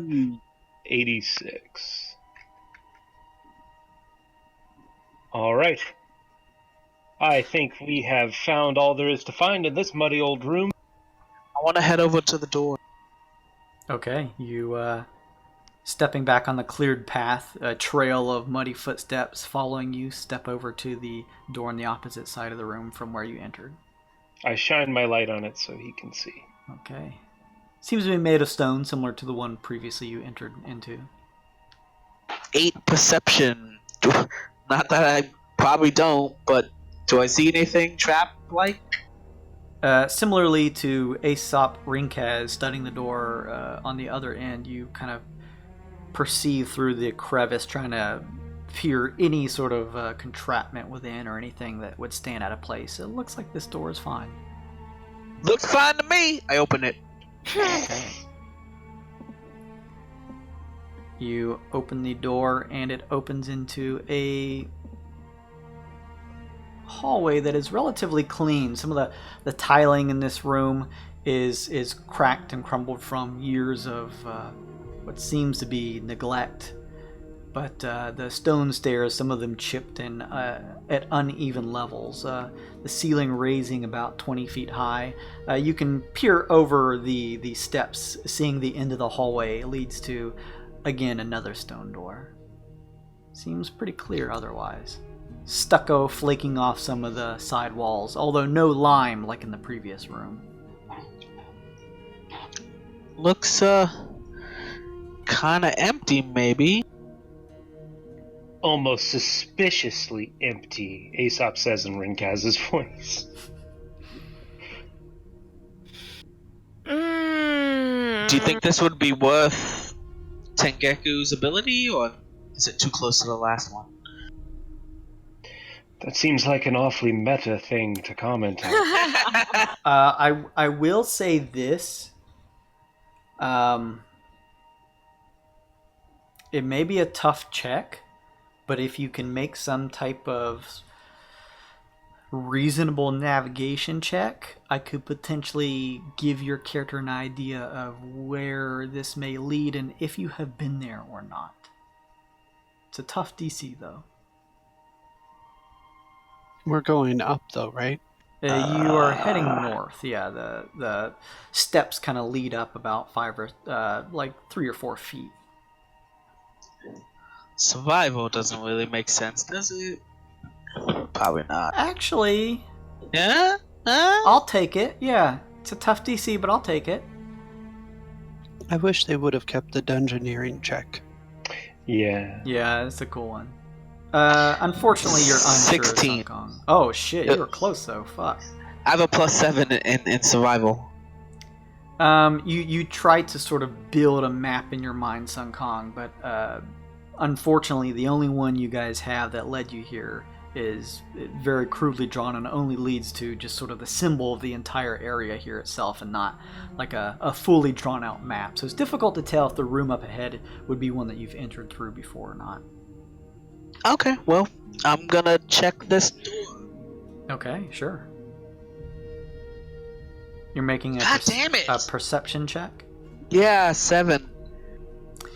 You are unable to make out any sense of trappings or anything on this door.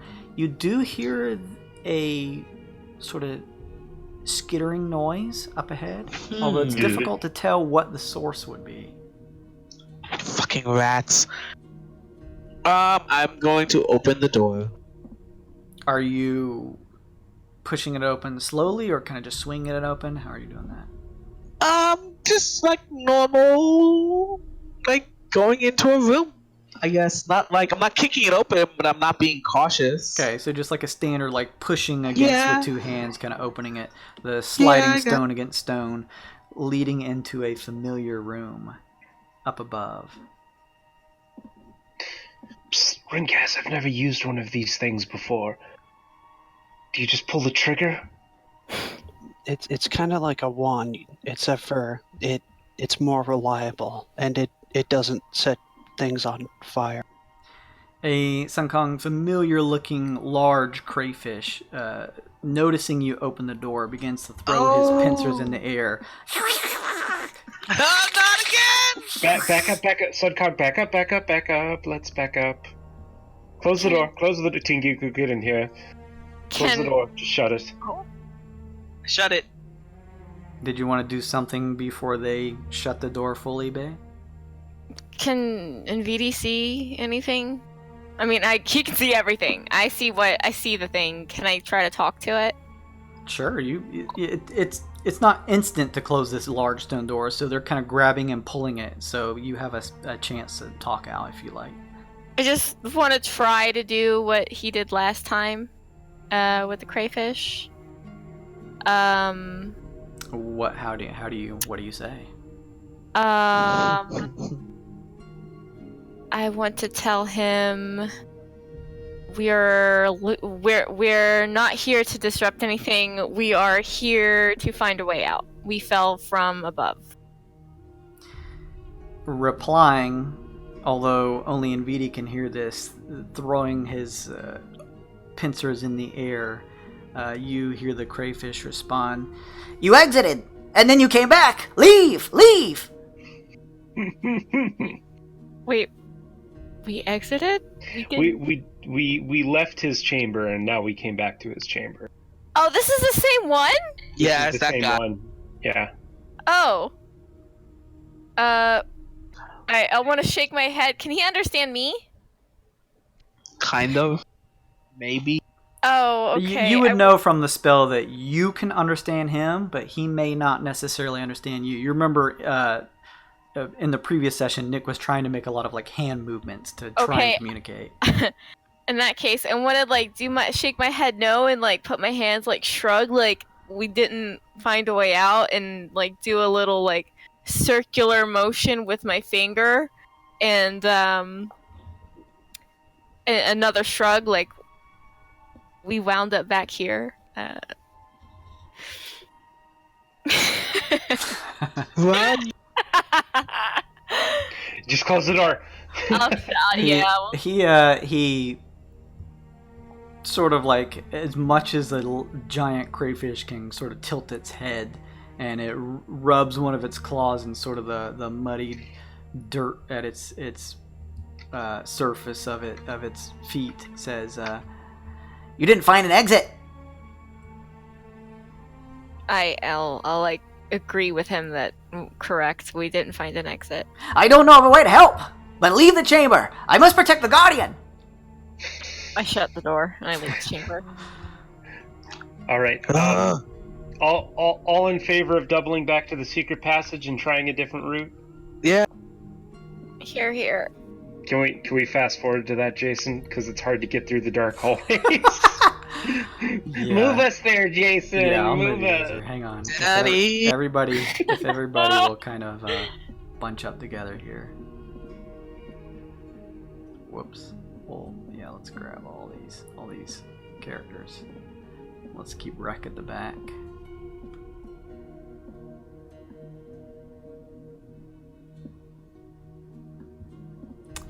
Oh, hang on. Yeah, let's do this here.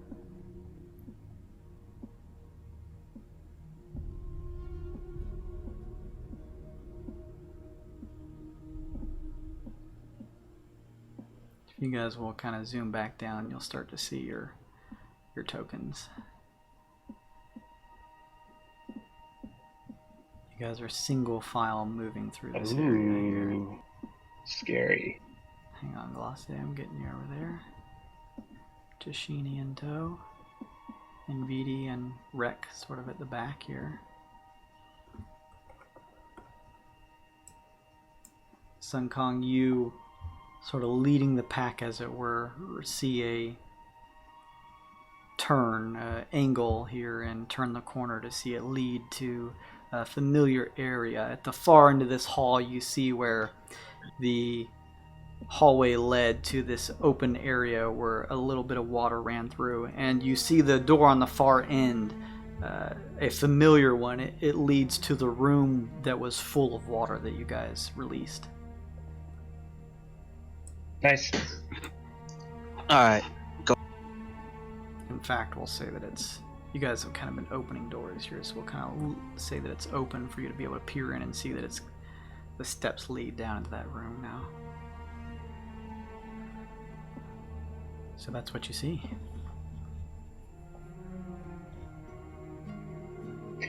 Alright, I'll step forward, put the flashlight down there, move up with him. Well, this was a fun little detour. We have to try a different direction, though, I suppose. Oh, seems as though you found some valuables on the way. Indeed. I think I'd be a little more happy about that were we not all dying of poison inhalation. Agreed. Yes, as you say this, Aesop Brinkaz, there's still the stiffness and slightly cloudy nature of the orangish red toxic gas that fills the area. You guys at this point feel as though it's been probably an hour and a half that you've been in here so far. This place sucks. Let's keep moving. Let's try to the west. Once we get, well, I mean, not this west, because that's where we went. I mean, let's go north and then west. West. I mean, we may as well just move up there since we've already been there. Unless there's a trap that only triggers on the way back. Ingenious. Sun Kong, you step through. Careful of my trap that was in there. Yeah, who is... Oh, yeah. Oh, I God. forgot about this. You Water wife. step Who's she? through and see a beautiful looking female. Give me just a moment here. She seems to be young and slim.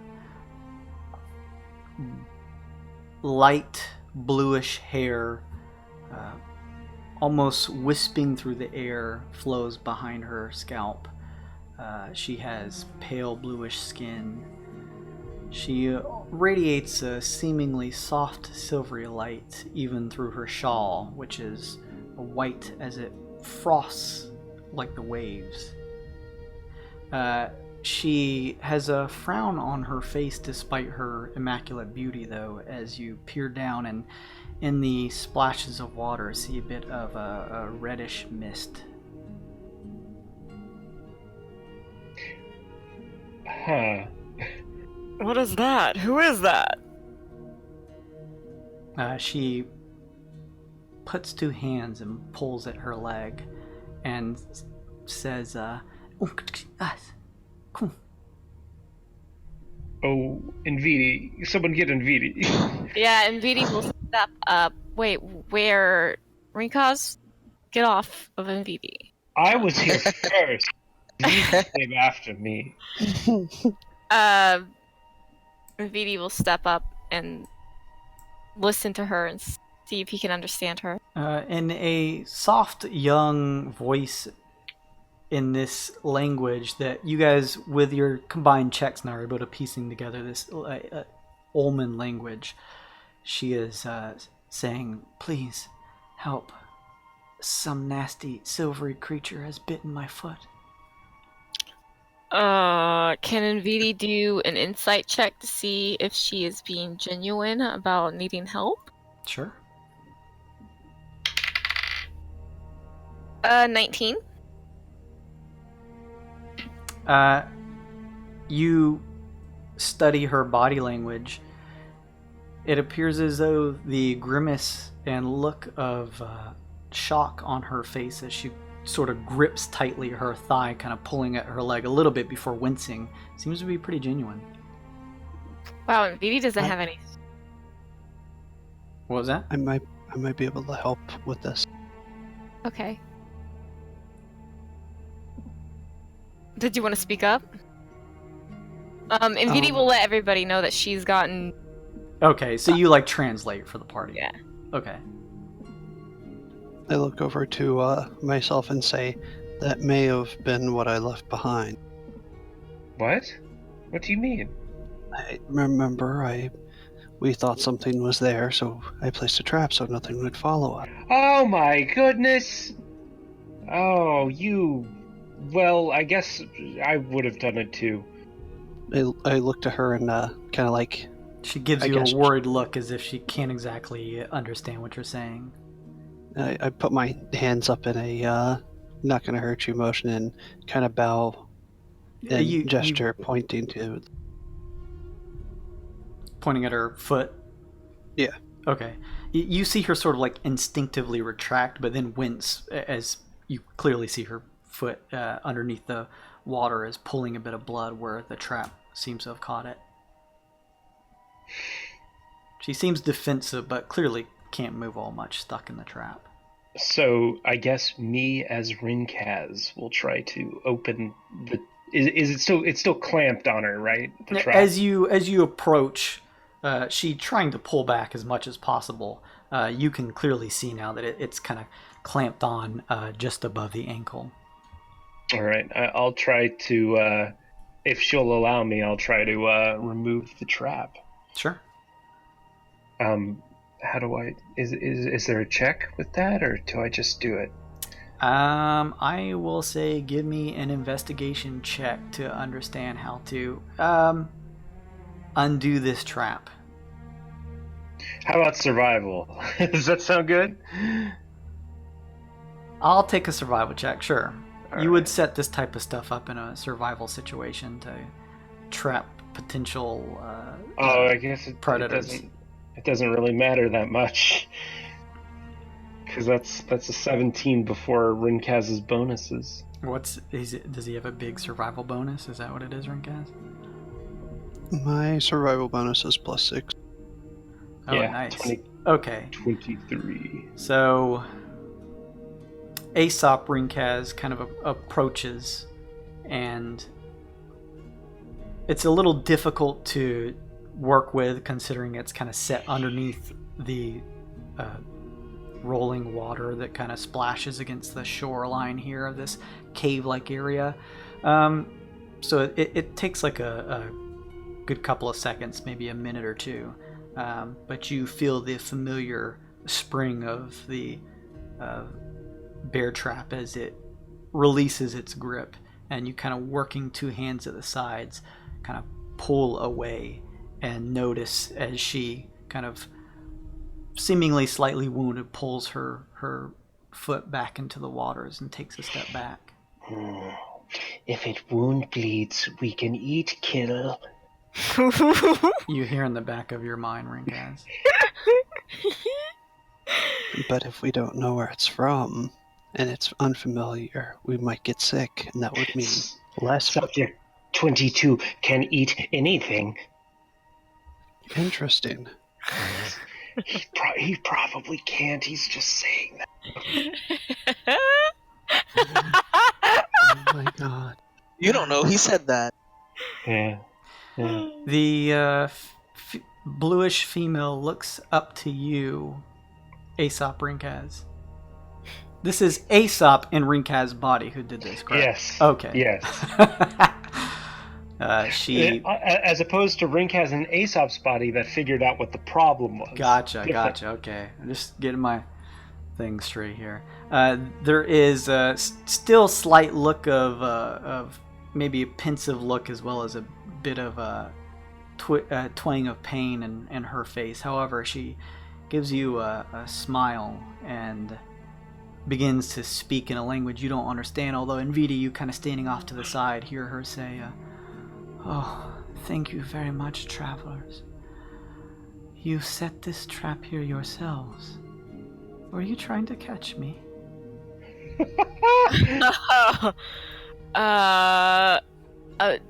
Nvidi will relay that to the party. What should we say? Recast. We were in unfamiliar territory and just trying to protect ourselves. We've seen many strange things here. We apologize. Very wise. Does it look like she understands any of that? She gives you a befuddled look, as if she does not understand. Then Nvidi will point down to the trap and to her foot and he'll like grab his like heart and say like shake his head no, like no, like it wasn't meant for you or something. She kind of looks over and takes note of what you're trying to express to her in VD, and then sort of midway through what you're saying kind of looks at the rest of this group of gaggly group of characters and says, with Nvidi being able to understand, "Have you been here long? Are you trying to find a way out of this place? Or are you here to hunt?" And Vidi starts to say yes, but then as she says the rest of it, he stops. He wants a way out. He like motions his hands like lifting them up, like trying to this is hard. He raises both of his hands up in the air and looks up like he's reaching up and out. Okay. So you're like motioning that you're obviously you guys have fallen a bit of a ways when you tumbled down into this place. You're kind of motioning as if you and your party are trying to move up levels. Yeah. Okay. She watches and takes note of this and says, "I believe the way out would be through the doors at the back here," she says, pointing behind her across this smaller looking lake. She says, "You all don't look like you're here to hunt. Thank you very much," she says as she, just slightly with a bit of a limp in her gait, kind of moves over to you and Vidi, who seems to be the one who's tried to communicate with her this whole time, and just very smoothly kind of and slowly and calmly kind of takes a hand in her palm and holds it in her own, and then she leans in to give you a kiss. Nice! And Vidi will let her kiss him. I need you to make a Constitution saving throw, please. You fucko. And Vidi brought a fucking belly dancer with him, so I'm just gonna assume that he's gonna let this water belly dancer kiss him, okay? He's got some thirst. What a Constitution save? Yes. Why am I using... Oh, let's see, what does he have? Bitch! Let's see... 23? Oh! Oh, nice. There is a sensation as her lips touch your cheek, Nvidi, that feels like a intense burning that spreads across your cheek to your whole face. God. And you take 22 acid damage. What? That's on a successful save? She pulls back and says, "I will show you the way out," as she lifts two hands and seems to be poised for combat. Everyone, roll initiative. Never trust a siren, except in Tomb of Horrors. That siren's okay. She was alright. Oh, that's Aesop's roll, like Aesop's body's roll. Linkaz, if you wanna roll for me. I have a +5 initiative. God damn. I got a natural 20! Holy shit! We are going to beat the shit out of this stupid. Glacé got a natural 20. This bitch. The lights messed up for me though, because like I can't see anything that's like in these squares. Oh, Is and it Jira really that bad? got a natural 20! Nat 20 I rolled in the weird. It's initiative roll. It doesn't count, right, Jason? Because it's initiative. Oh, it doesn't yeah, count, that's right. And this is just initiative roll. You're not performing any physical action. Okay, good. See, I got our back, guys. Not gonna let us get cucked by Jason yet again. What's in Yeah. BD? I try to cuck you guys pretty hard. I rolled 2 20s just now.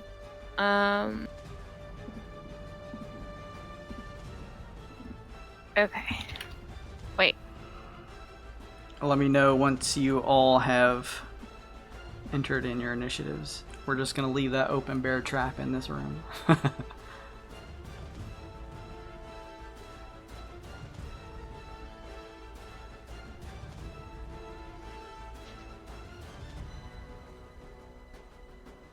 I've got all 3 of mine in. Everybody ready? Oh I'm in. yes. I'm sorry. I didn't do it because I'm used to being Aesop. Let me know once Okay. you punched in. Now we're ready. Now we're ready. How did this bitch get before us? Not all of you. Shenanigans. You rolled pretty well. Okay. Glace, you saw NVD pull back with a certain grimace on his face as he kind of gripped at his cheeks and had a worrisome look on his face as this woman in front of him spoke this almond language. You don't understand what she said, but it didn't sound good. Oh. Then I will. Okay, I'm going to. I want to try to. I'll save it. I'm just okay. Sorry guys. I want to fuck her. She's not my type. Oh shit. Okay. I mean, I guess she could be, but if she's trying to kill us, maybe. I don't know. Let's do heartache. So she's gonna make a charisma saving throw DC 17. Damn. Let's double check here.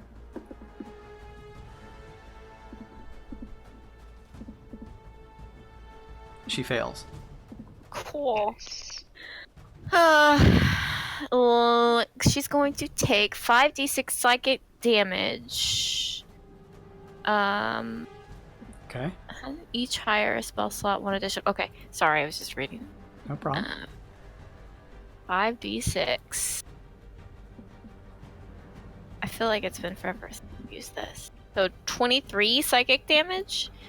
And I'm going to use a healing word at level 2 on NVD as my bonus action. And that'll There be it. is a look of disdain on her face as she peers over your way. You can't tell if it's just the water and the surrounding cave, but it almost looks as though there's a tear running from the side of her cheek as she looks your way, kind of grimacing and holding her stomach, Glace. She seems to have taken some amount of pain. I blow her a kiss and I step away. Okay. God, I'm gonna add up the shit for NVD later, I guess, and I'll do Jira next. Jesus. No, Jira. His name is Jira. Jira. Let's see. Gosh. I don't. You know what? I'm just gonna. Lemon and the lizard as an action. You know what? Jira's just gonna fly over here. I'm done. Okay. It is her turn. She smiles as she runs a hand out, speaking in her Omen language. The water in the room begins to well up, Oh.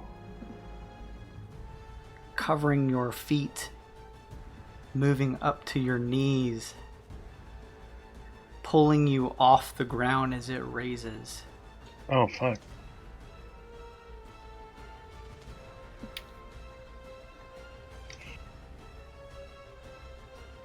You can't like shoot lightning out of Everywhere. your eyes, can you? In this box, the water raises up 20 feet, giving you about 10 more feet to the ceiling. Dang. She laughs as the water covers her, and she falls underneath it, vanishing. Should we maybe get to the door or try to fight her? We slay her. Mm. This water's not so bad. It's barely restricting my movement for some reason. You are in about 20 foot deep of water, sort of splashing around at the surface, Aesop Rinkaz. You are up. I use my newly gained swim speed to dive under the water and see if I can find her and shoot her. Well, first of all, do I see her with the naked eye underwater? Make me a perception check if you don't mind. Oh my! Look, I have Rinkaz's luck even. Fucking master of 20s over here, but of course we're in the Wyrd, so fucking. That's awesome. If you're in the water, everything dies. Oh shit. Did we determine if a perception check triggers that? I think we said We perception did. checks don't. Okay. What? Because it happened like twice last week with Yeah. Rinkaz. It's not like a very physical, active thing. You're just trying to see something. So that doesn't trigger the Wyrd. However, you don't see that woman, Aesop Rinkaz. You do see this thing at the far end of the room, underneath the water. Is it trailing blood in the water? It is not. Okay. It looks as though it's about to head your way, though. Yeah, I'm gonna shoot that shit. Okay. Rinkaz, you got my damage rolls ready, buddy? Yeah. All right. I believe underwater ranged attacks suffer disadvantage. Unless it's a crossbow. Now the question is, do guns count as crossbows? I would say that the underwater effects still affect weapons besides crossbows. So Okay, Rinkaz, I'm gonna use a grit point to give myself advantage. How does that sound? Yeah. Well, I believe Rinkaz, what is that? Like a 23 to hit? Which weapon? With the rifle? Yeah. Yeah, Which is- plus 11. Oh goddamn. Okay, 25 to hit. 25 to hit. Yeah, Jesus Christ. That fucking Rinkaz hits. is so accurate. All right, give me a damage roll, Rinkaz. It's a D12 plus 5. Sweet. 1d12. Is this with the rifle? This is with the rifle. Oh, yes. it's a D6 plus 5. And I'll take another shot Okay. with disadvantage. All right. That's, Your first shot rings true, kind of piercing the side of what looks like a giant eel. Ugh. That's 15. That hits. Ooh, woo. For 8 damage. Nice. Good stuff. Okay. 2 pistol shots. And Rinkaz is gonna move back but try to keep the flashlight on the creature. Okay. And that's all for Rinkaz. Next up is the eel. What? The eel rolled higher than me, too? Damn you, eel.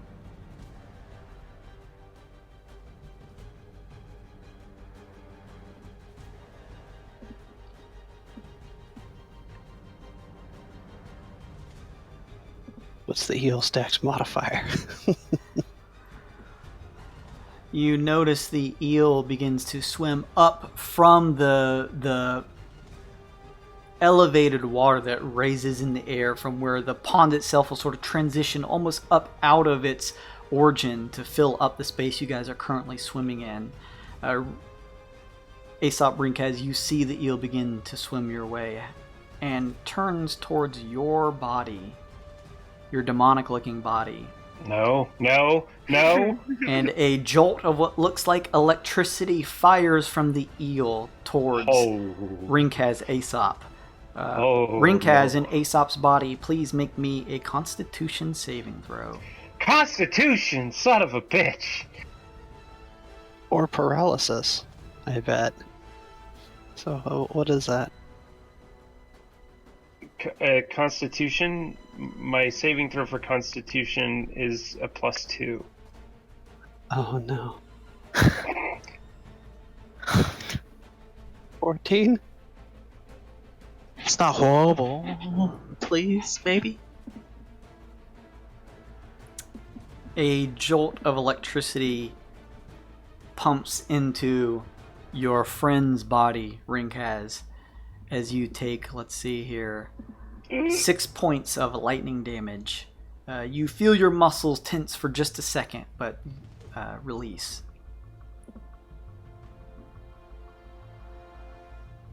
You got the health on that, Rinkaz? 52. So okay. And now, Rinkaz, in Aesop's body, it is your turn.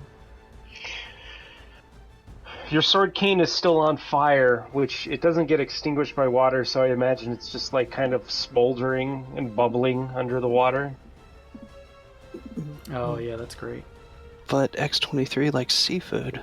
Oh, he probably does. Project 22?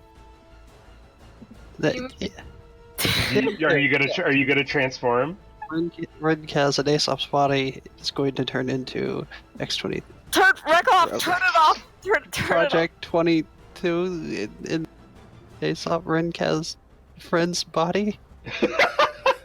I mean, yeah, you can. I imagine that could happen. It would just feel like you were being like pulled along inside the body, and you weren't in control of it. And you have to make a bloodlust check every turn. I'm the dude pretending to be the other dude. That's another dude. Oh, this is delightful. You may have to edit this token's stats to update it to your current HP. However, we're going to keep your token here, just pretend that our normal Aesop isn't there. Sure. I can't move you out of this room, otherwise you'll see the empty space of the whole map. So. Yeah, don't want to do that. Or do I? And then let's see here. Let's go ahead and for everyone else, make sure that they can see your bars here. There you go. All right, Rinkaz, it's an action to transform, so you have transformed into Subject 22. You feel your subconscious, Rinkaz, being pulled as if the room is doing that lens effect where it's coming closer but pushing further away at the same time, as if another conscious being within you is taking control. So, Rinkaz, your bonus actions, you can bleed yourself out to put your claws on fire, or you can move closer to the thing, or I think that's about it.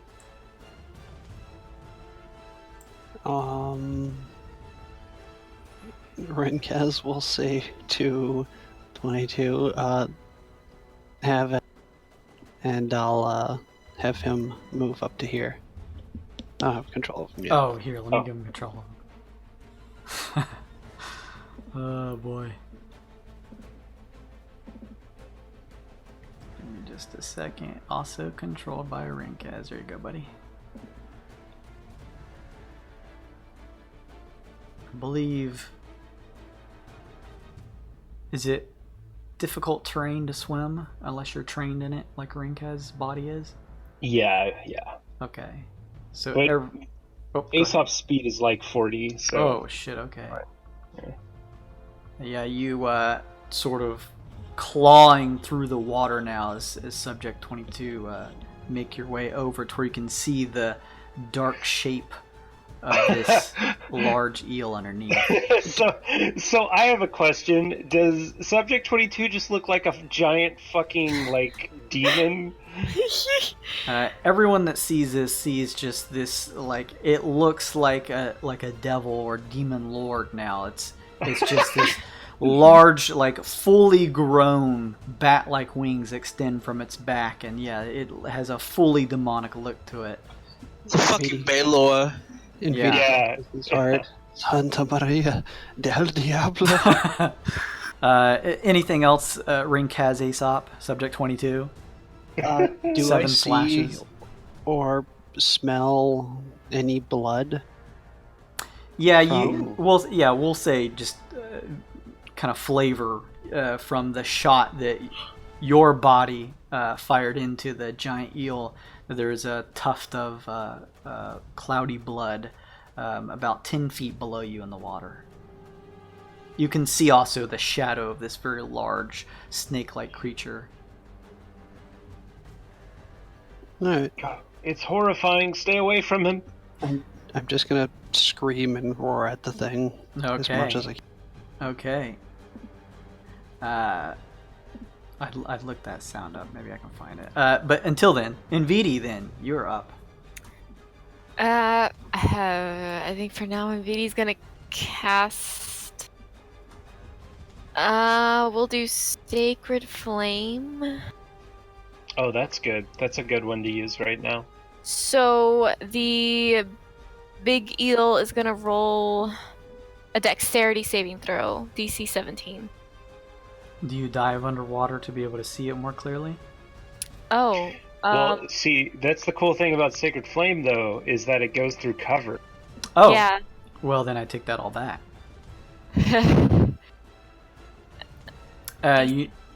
What was that? What type of saving throw? Sorry. Dexterity DC 17. All right, let's see if it can make it. It does not. Excellent. 2d8 radiant damage. Nice. Boom. 11. Nice.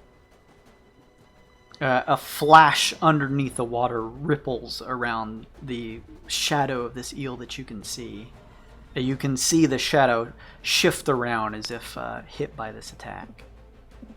Okay. I'm done for now. Okay. Sun Kong. You're treading water here, about 20 feet above the ground. So movement is halved, right? Because That's swimming. it. It's difficult terrain to swim around in the water unless you have You special racial abilities. I'm, Or other I'm shit. pretty sure movement could be at 1/5 and Sun Kong would still be perfectly Yeah. fine. Yeah. You can, also run on water, so who gives a fuck? Yeah. So I was gonna also ask how that worked. If I could just move my full. Not that it's not very far. I can reach it either way. What does it say? What's that trait say? That racial rather, or the class. One sec. ability? Because we'll see if to determine whether you kind of need to work your way up. Because you're kind of like at about chest level in the water right now, so it'd kind of be difficult to get a running start. But let's see what the text says. It just says, okay, at 9th level, you gain the ability to move along vertical surfaces and across liquids on your turn without falling during the move. It's from the ability Unarmored Movement. I'll say this then. You'll need to expend double your movement for the first space to kind of pull yourself up on top of the water to get like your running start. But then from there on, you'll be gliding across the water. So you're expending 5 feet to kind of thrust yourself up so that you can kind of run across the surface. So it'll be 10 for the first space, but then the rest will be your normal movement until you stop and kind of fall back in. Okay, well, I guess I'll just... Either way, I'll make it, so I'm gonna run here. Tengiku throws his wings out and kind of thrusts himself over next to you. And I guess... So, can I just... Like, is it close enough to the surface I can just attack it under It the looks water? as though it's about 10 feet down, so you'd have to dive under the water to attempt to attack it.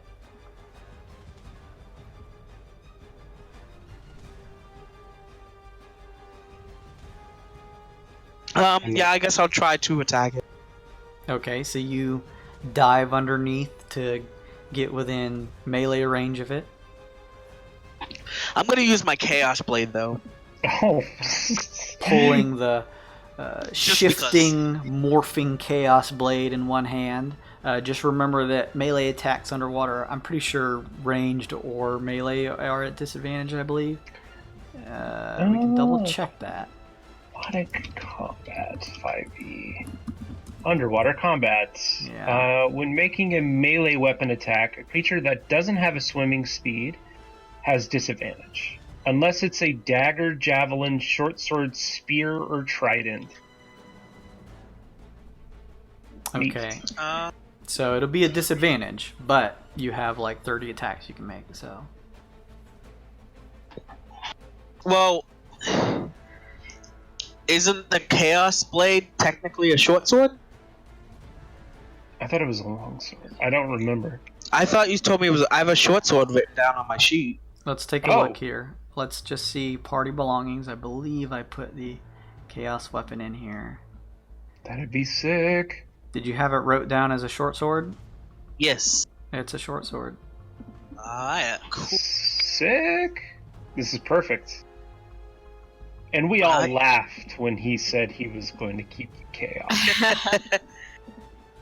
Now who's foolish? If you roll a 1 or a 20, you trigger both the chaos weapon and the weird. And the weird. Let's see. 25 though to hit, right? You sound so disappointed. Definitely hits as you strike into it.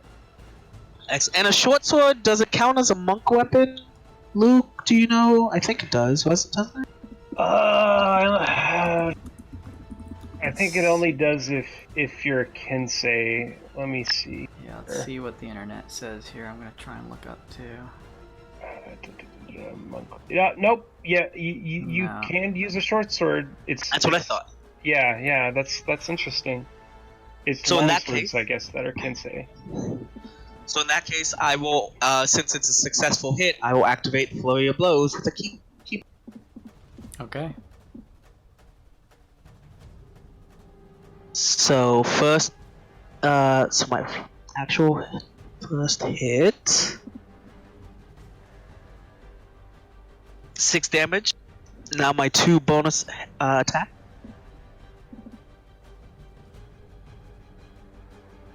(11 and 13 both miss, I'm assuming. They do. You're correct. Okay, so my second normal attack. Oh, 26 hits. That hits. Yes. Very close to 20, buddy. He close. So 9 damage and my 2 bonus attacks. What the fuck? Again, 14 and 13. Those odds are pretty crazy. Unfortunately, both of those miss, though. That's insane. Okay, yeah. That is yep, that's everything. Okay. Anything else on Kong? Oh, you know what? That 14 and 13, if I add the 1 from Tengeku, I don't hit, do I? I just thought about him. A +1, would that give you a Yeah. 15 on one of them? Yeah, 15. That hits. Yes. Oh. Another 6 damage. That will be my turn. Okay, very good. Alright, Glace. I'm going to use Mantle of Majesty. I'm going to expend a Bardic Inspiration for this. And all the playable characters will gain 2d8 plus... Nope, just 2d8 temporary HP. Oh, I need that. So 14. Oh, I need that. And I will go ahead and do... I don't think I can do that anymore. Okay, I'm not going to do that. I will go ahead and do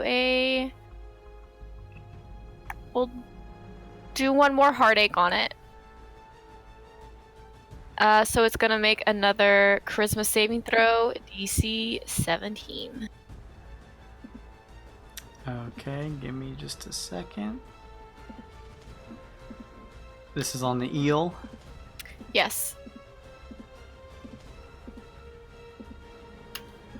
It fails. Great. So it's going to take psychic damage again. 5d6. I should have a macro for this, but I don't. I'm sorry.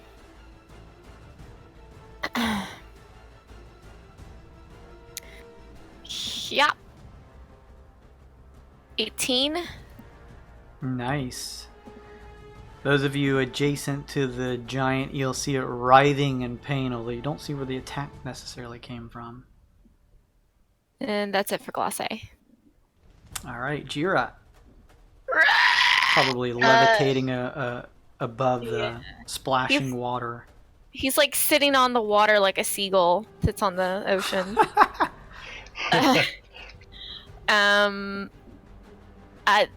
He's not gonna do anything for now. He continues sitting like a seagull. He continues to sit like a seagull. That's awesome. Just float. Okay.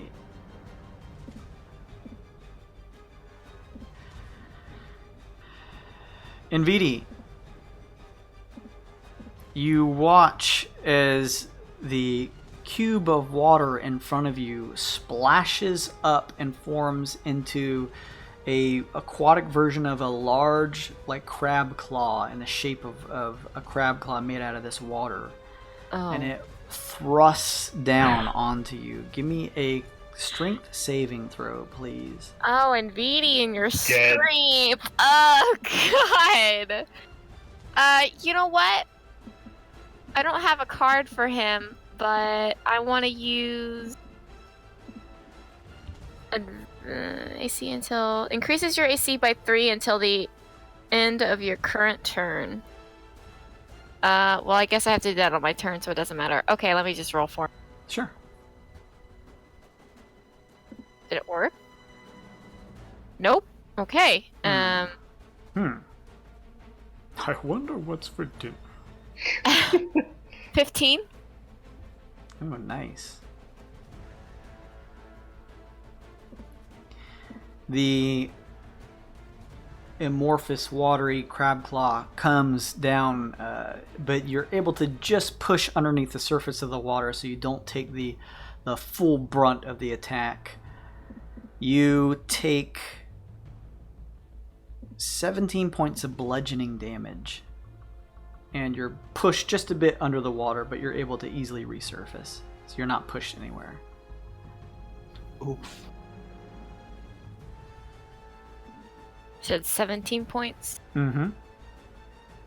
Okay. Aesop Rinkaz, it is your turn. That's me. Okay, so nothing like appeared in front of Nvidi. It was just like a mass of water. Yeah, it's like the water rose and shaped into a crab claw to crush down on him. Rinkaz, do you have a short sword or spear or trident? I have a bayonet attached to my rifle. Oh! I have a rapier. And I think I got rid of all the extra short swords I have. But I have a rapier and a what's your bayonet do? It's plus 7 to hit, and it's 1d4 plus 4 damage. So it's like a dagger? Yeah. Sweet. And the rapier is a plus 9, and it does 1d8 plus 5. 10. Nice. 15. Rinkaz is going to move here, and is just going to bayonet the shit out of this eel. Okay. You diving underneath the surface of the water to kind of get... Oh, he's been underneath the surface. Oh, okay. So He's got swim and hold breath. And... lizardly adeptly swim through the water, kind of finding yourself strangely at home, even though you've never been able to do this as a kingu. Yeah. You feel the ease of being able to hold your breath underwater is actually pretty nice in Rinkaz's body. Actually, since I can swim, I can just use the rapier that Rinkaz has. So I'm going to do that. I'm just going to take out the rapier, and I'm going to stab at this motherfucker. Rinkaz, sorry, what's the damage again on the rapier? A D4 plus 4. Wait, for the rapier? Oh, for the rapier, pardon me. It's a it's plus 9 to hit, and it's 1d8 plus 5. Plus 5, sick. 12, and he will slice again. Holy shit. Oh, Rinkaz, can I just play Rinkaz from now on? These rolls are insane. There's a pretty thick mass of red blood clouding under the water around the eel at this point. No. That's it for Rinkaz, man. Okay. Very good. Now it is the eel's turn.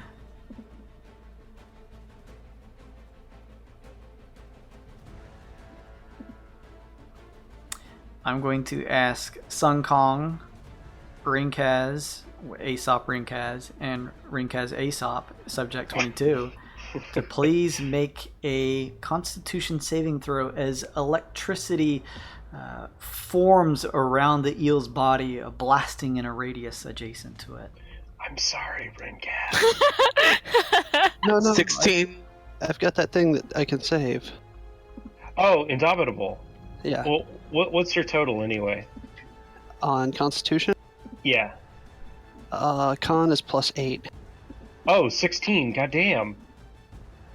Go ahead and Mine's 16 as well. Roll for subject 22. 11 plus whatever. Plus 2.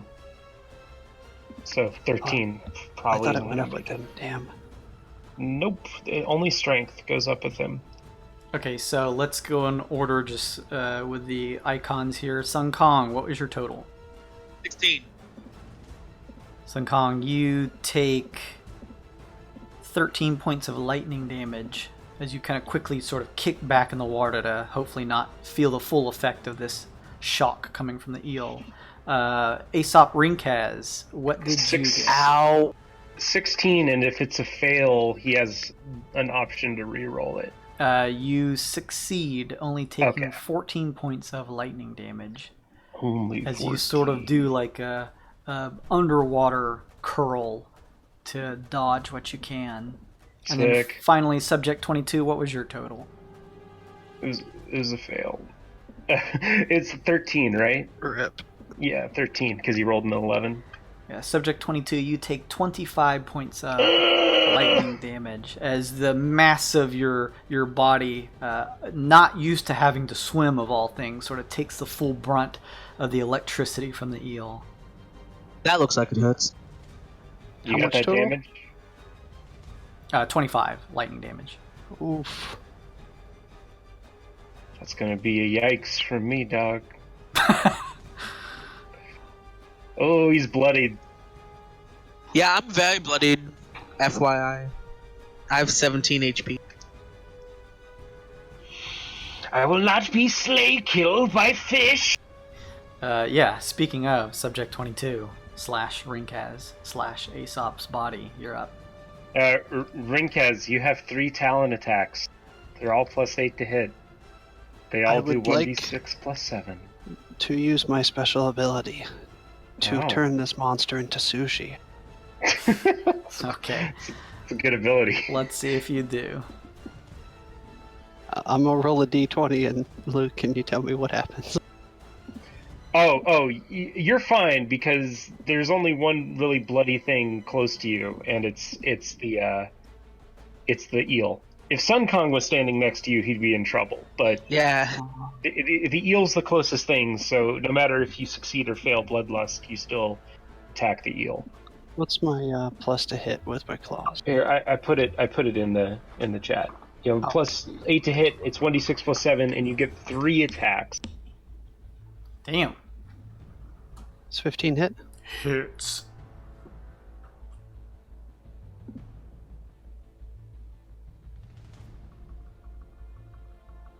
For 13. Nice. You rend subject 22 claw into the side. The eel thrashes around much less violently, though, than before, as if the last pieces of its life are beginning to leave its form. Aww. 12 unfortunately misses. its writhing kind of just throws away from one of your swiping claws. My subconscious is yelling at him, "Kill the damn thing! Rip I its will head kill off!" you! I will kill you! Also, this is underwater. Get disadvantage to these attacks? Or is there Oh yeah, you totally get disadvantage for all these, by the way. So the first one just didn't hit at all. So So it's Yeah, so- still writhing around somewhat with vitality. Okay, all right, so second one. But yeah, we'll take your roll one more time. 22. Oh my god! The resistance of the water, you're not used to it, Subject 22. It angers you that you can't move as ferociously as you typically do. And one more attack, I believe. Oof. 14? Just misses. Oh my god, this is the worst. Just misses. Well, that was unfortunate, Riddenkaz, my good friend. Wait, how high up is the fish in this water? He's where he is where the water from this pond begins to arc up from the raised cube of water that seemed to have emanated from this female. The fish, the eel, is sort of like in the middle of it. He's from the surface about 10 feet down. Oh, would I be able to attack normally if I was in this area? I would say he is still just underneath the surface of the water where it would still require disadvantage. It Gotcha. seems to know to keep some amount of submersion while attacking so as to Gotcha. throw you guys off. It's at least that intelligent. But Brutal. that's a good guess, though. Or a good thing to point out. All 3 attacks missed. It's brutal. All right. NVD, unless there's anything else. Subject 22. Nada. Okay. NVD. Well, I can cast Cure Wounds, but it has to be at 5th level. I can do it from over here because I have Jira, who allows me It's true. that. So, I could do it to Sun Kong, or I could do it to the Bleeding Bird.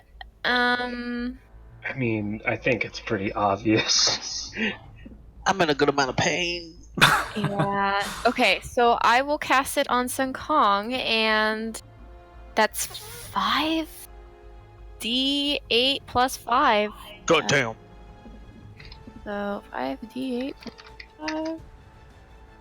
Is it 5d8? Yeah, it's 5d8. 20 HP, Holy Nice. fuck. Thank you. and that was my action. Yes. Oh, thank you so much. Sun And Kong, kind of underneath the surface of the water, you see a glint of light coming from the direction that you remembered NVD being in, and feel a sense of energy and vitality filling your body. NVD, were you moving over that way? Yep. Sorry. NVD, now you I'm done. swim over that way and fall out of, make a pretty easy dexterity acrobatics check as you fall 20 feet onto the surface, seeing now that there is just a wall making this cube of water that rises up. Oh, that's cool. Acrobatics. Hold on, let's see. Yeah. Well, that's a 6. You take 3 bludgeoning damage as you kind of fall against Okay. a shoulder as you kind of come out of Sure. this water. Now- All right, Sun Kong. Alright, so yeah, I'm gonna attack him with the Chaos Blade, so not at disadvantage.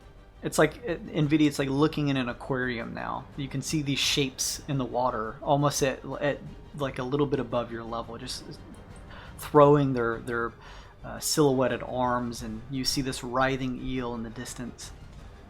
Fascinating. Oh! So close. Oh shit. That Um, hits. Yeah. Keep Flurry of Blows. 8 damage, Okay. That's gonna hit. 10 damage, Okay, give me one more. That one misses. My next normal attack. Hits. 9 damage. What does it look like when you Yes! destroy the eel? I'm gonna just like stab it between the eyes. You see, you hear this sort of diffuse noise of like an aquatic creature as it shifts around. As it faces you, using the Chaos Blade quickly, you pierce right into its head in between the eyes, and with one more sort of thrush, flip of its tail and ride of its whole body, it stops moving as blood begins to mist and pour from its head. It begins to do that thing where it slowly turns belly up. Now the other underwater monster. Yeah, you gotta do a bloodlust roll on subject 22.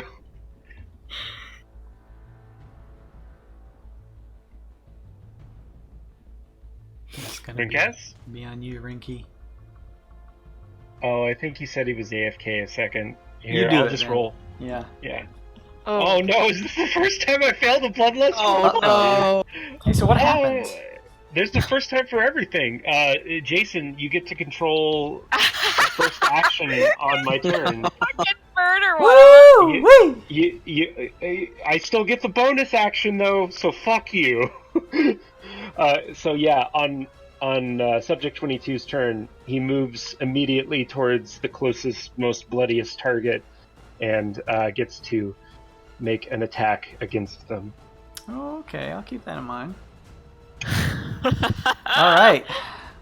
We are done with Sun Kong. Bloodlust has taken effect. We'll let Rinkaz know once he gets back. Glace, you're up. You notice in the distance in the water that it seems as though your friends have vanquished or are going to very quickly vanquish this large eel. However, as you scan the immediate area, kind of splashing at the surface of this 20-foot high block, you don't see that female. Huh. Is the block still like up in Yeah. the water? It's still Oh, up, fuck. yes. Fuck. Okay. That's what Nvidia sort of like swimming out of the cube kind of fell from, is this elevated. It's like the pond itself shifted and was pulled, some of it from the pond, to create this cube 20 foot high. I would like to make a perception check just to see if I could see any outline or anything of Okay. being. Yeah, so this will now just be aware, this will take a search action, which will be your action to do so. Because you're trying to really take that 6 seconds to scan. So, All right. Nope. Never mind. I guess I'll go ahead and heal everybody. Well, maybe I'll wait for that too. We have a fucking angry chicken on our hands. Fuck. Does it look like Aesop Rinkaz is losing control? You can't Yes. tell. Well, he's still can't, underwater, so you can't tell. Oh, yeah. It just looks like a blood frenzy coming from over in that area. Okay, great. I'm gonna work my way. It's like a Jaws movie. Yeah, Right. pretty much, yeah. The surface of the water now, just this black cloudy mass is kind of stretching out. I want to swim over here. And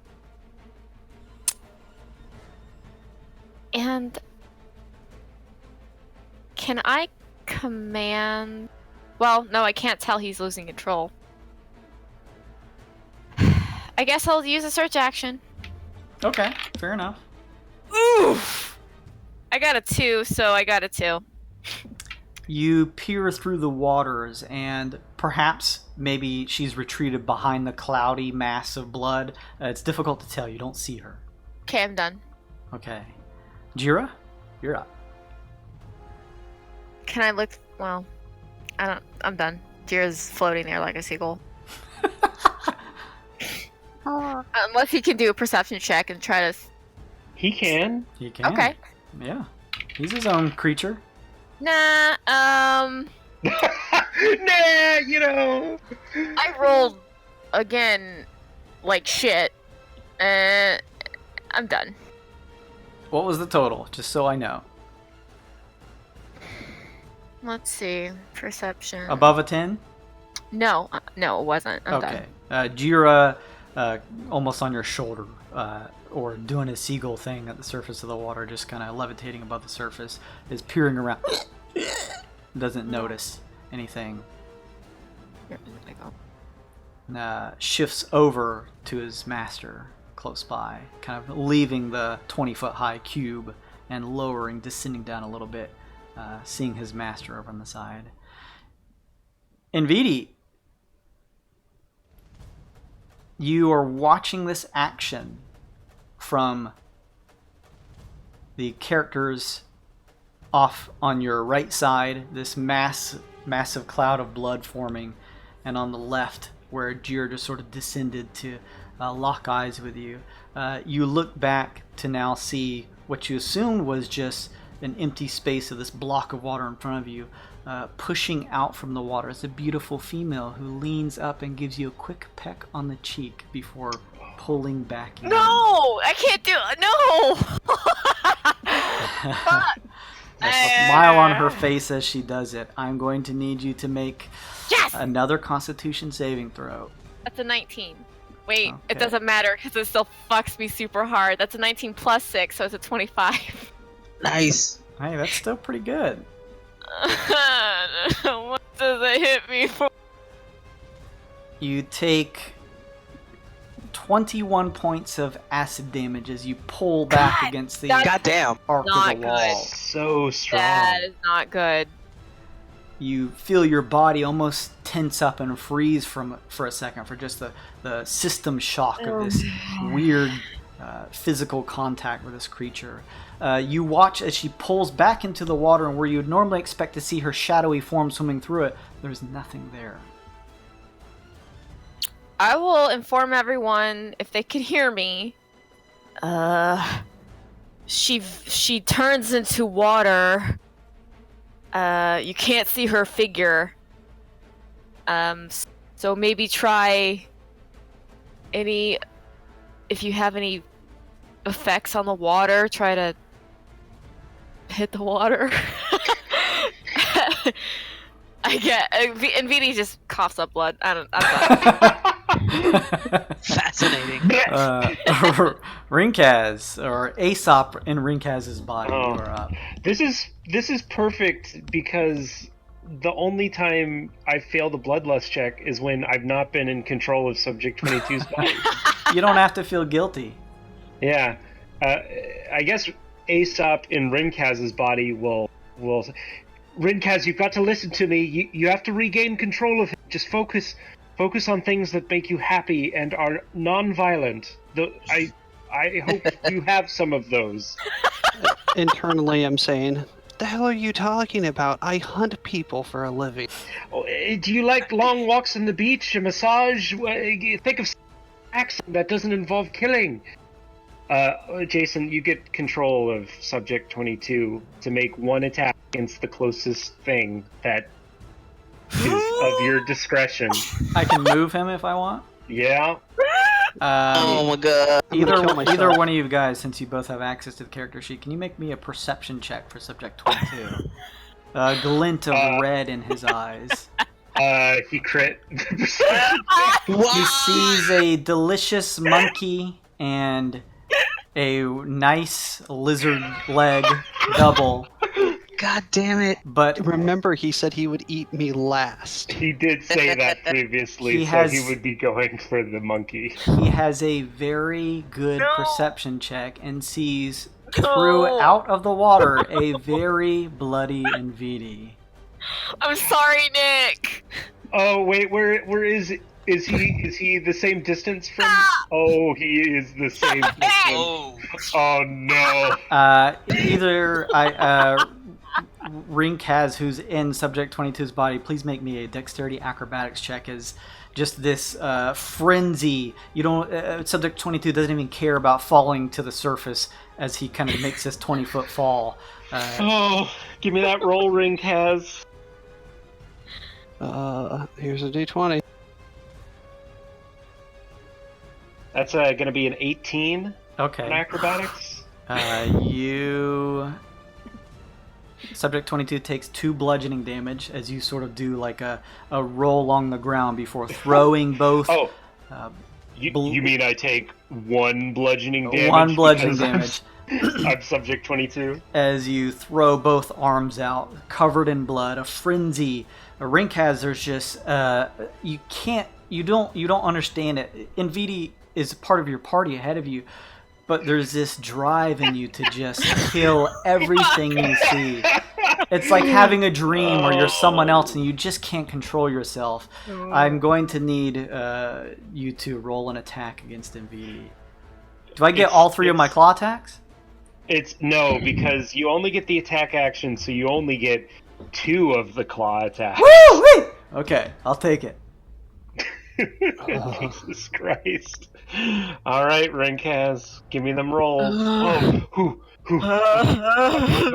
Nvidi, you pull back as a scrape of this half-bloody, half-wet claw scrapes against the stone wall next to you, nearly missing your face. Oh, God. Now's not the time to crit, Rinkaz. This is the second. You roll again? Second attack? Oh, yeah, that's a hit. Fuck. Oh, Nvidi. What's the total? That's gonna It be hit. like a Oh, it 22. hits? Okay, so let's go ahead and roll damage then, as you dodge the first one, Nvidi, but don't see the second one jutting straight for your chest. 1d6 plus 7, Rinkaz. Oh, good. It's like karma's on my side. Yeah. Woo. What is that? 8 slashing damage? It is 8 slashing damage. Soft and gold. There's something satisfying, Subject 22, of seeing the pure, pristine white robes covered in this blood. Stained. Oh my god. I think at this point, Glace would see what was happening for sure. Nvidi, are you still standing? Nvidi is at HP. Nvidi looks like he's about to pass out. Okay. Alright, so that was me controlling Subject 22. Sorry, Rinkaz. I believe it's Nvidi's turn now. Or does Subject 22 get another roll to control himself, or how does that work? He's no longer hostile at the end of his turn, so Nvidi can walk away from Subject 22 without an attack of opportunity. He gets like a bloodlust as he sees a creature down, is that it? Yeah, that's pretty much it. He just gotcha. moves to the bloodiest thing that's closest to him and starts swinging. He just wants to keep the bodies hitting the floor on a roll, I got it. Pretty much. All right, Nvidi, you can easily tell, despite how wounded you are, there's a sense of backstabbing pain as your teammate here is attacking you, but you do see the pure bloodlust in his eyes. He seems to have lost control. I just really quick. Aesop did roll a 20 in the weird again. But it was for perception. That was for perception. Yeah, that's why I didn't say anything. Okay, fuck. I'm keeping an eye on it. Yep. Fuck, she said. Okay, I think Nvidi is just gonna heal himself. Probably a good It's not a idea. bad idea. So, Remember, whenever he heals himself, he gets the maximum dice roll of healing. That's one of his abilities. So if he does his healing light, he just gets 6 plus 6 plus 6 instead of 1d6. he has a healing light. Oh yeah. And the if you check out his the front page there under feature, Oh, underneath the hit points. You know, the middle box? yeah. Sorry, I'm scrolling up, and he's got a fucking. Yeah, he's got a lot, I know. Okay. It should say like 96 or something like that. Healing light, 10d6 per long rest. So I don't think he's used this yet. Is that right? I mean, I don't remember him using it in this dungeon yet. It doesn't have it marked down. Healing light 10d6. So I'm just going to. You don't have to use all of them either. You can. Yeah. And you know how much he'll heal himself for because he always rolls maximum. So it's always 6 per dice that you use on himself. Okay. Then I will just. What are you using? Healing light? Yeah. He wrote in his notes as he gave me the character sheet, my notes are showing I have 2 spell slots remaining, but no healing light dice until the next rest. Oh no! Well, thanks for letting us go through all that, Jake. I'm Yeah, sorry. really. I was pulling up my email. I'm sorry. I just wanted to double check. Otherwise, I Okay, would have stayed well- quiet. Plus 13. At least I'm not dead yet, I guess. One more hit. maybe. Wait. Was that heal? Was that cure wounds? Yeah. Because you get the maximum dice Oh, roll for that. fuck. It's for everything. It's for everything as long as Jira's alive. Oh, that's fucking cool. Okay. Yeah. All right. Celestial warlocks are awesome. Jira's levitating orbs on his spine glow with a purifying white light, NVD, as you feel a energy of vitality thrush through your body. I mean, that pretty much full heals him. I'm a fucking tank, fam. Okay. That's 45 hit points he regains. Oh, I must 5d. Oh, okay, yeah, 45 plus A 10. aura of blinding light for just a brief moment surrounds Aesop. Subject 22, you throw your arms up in to block this light, kind of pulling you out of your aggression. Ah! Okay. As NVD runs.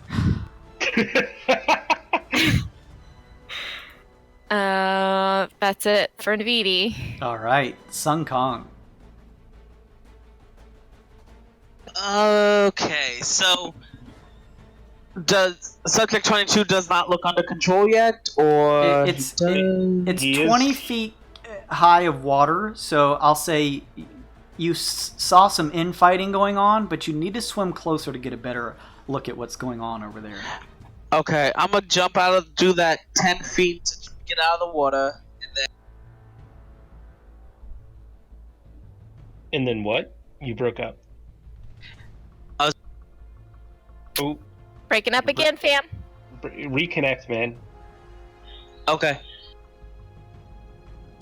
You see Sun Kong splash out from the side of the water and cling vertically to the wall as he just sort of monkey rolls down onto the surface. All right, so I run over here, and I'm Mhm. like, just to make sure, like I stand in front. I'm like, are we okay with the silver? I took out while I was moving the silver quarterstaff. You get that out of my face, monkey thing! If you calm down, I won't use it. I mean, we'll see. We'll see what Rinkaz rolls. Yeah, you peer back at Nvidi, Sun Kong, where you saw some claws look to have struck him. However, he looks in pretty good condition, despite his robe being covered in a decent amount of blood. I'm just gonna wait. I'm gonna end my turn. Okay. We roll back up to the top. Glace. I'd like Glace, to let you all Oh, go ahead. that real quick that like no more than 2-3 minutes ago our real NVD just messaged me and said, man, I really can't wait to hear what's going on. I'm going nuts finding out what's going on. I didn't want to respond and say, I'm trying to kill you as Aesop.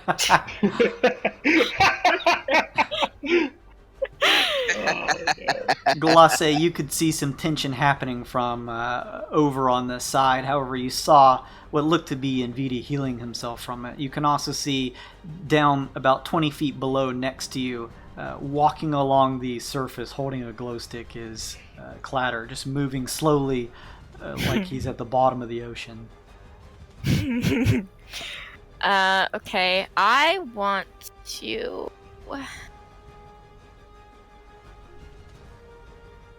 I want to cast. I want to give. I want to like try to speak out and give. I'm gonna use all my fucking inspirations. You know what? No, I'm gonna tell Project 22 that he's a bad bird, and that he needs to sit down as a command spell, and it's going to be. I think, Rinkaz, you can choose to fail that, because you're technically in control of him right now.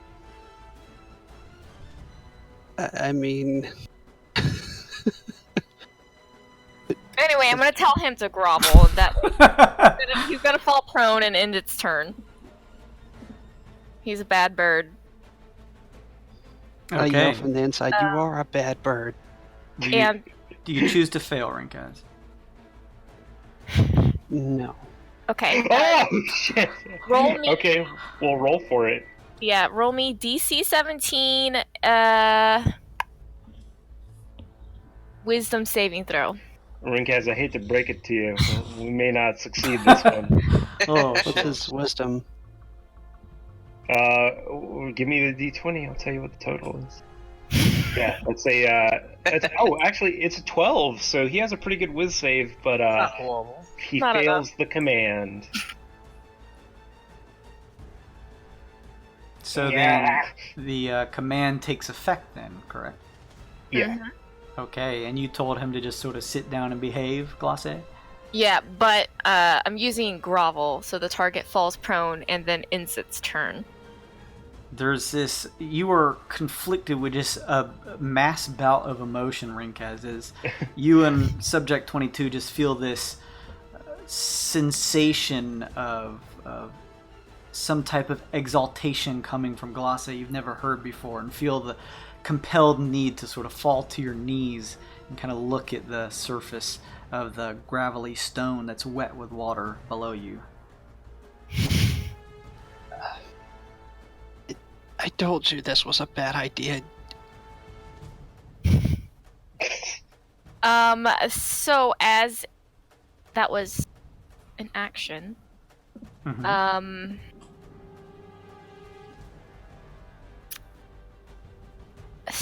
Sorry, guys. You know what? We'll do our last. I want to look for. Can I look for? No, I can't. I'm done. You sure you're done? I can't look for anything, can I? You can do whatever you'd like to do. Okay. Can I search for? Can I do a nature check on the water that we're in? I guess. Sure. Is there anything in particular you're trying to find out about it as you roll? As I get a 1, I wanted to try to see, because Nvidi said something about the water being the woman. I just wanted to see if there was a difference, and just as if there was a difference. Was that a nat 1? That was a critical fail. Oh shit! Yeah, Oh, man. it's difficult to discern in the just mass craziness that's happening right now. However, that's a knowledge check and does not trigger the weird. Yeah. All right. What about Jira?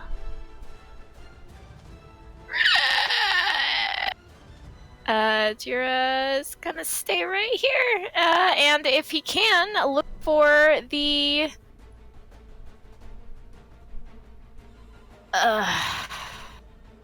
lady in the water. Okay. Gleeful Jira returns by your side in VT, kind of peering past you into the block of water here. I think I rolled the exact same thing that I rolled on him last time. Jira peers through the water but doesn't sense anything as he notifies NVD with a shake of his head. I'm done. Okay. It's quiet except for the cube of water.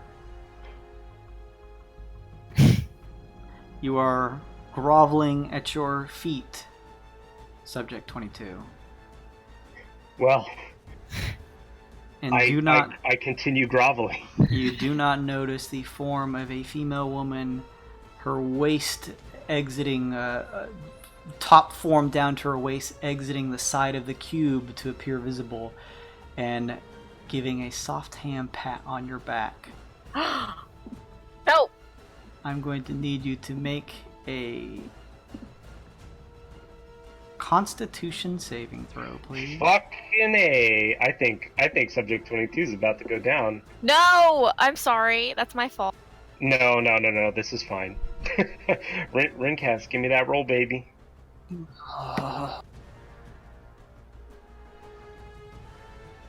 Oh, Oh, fuck.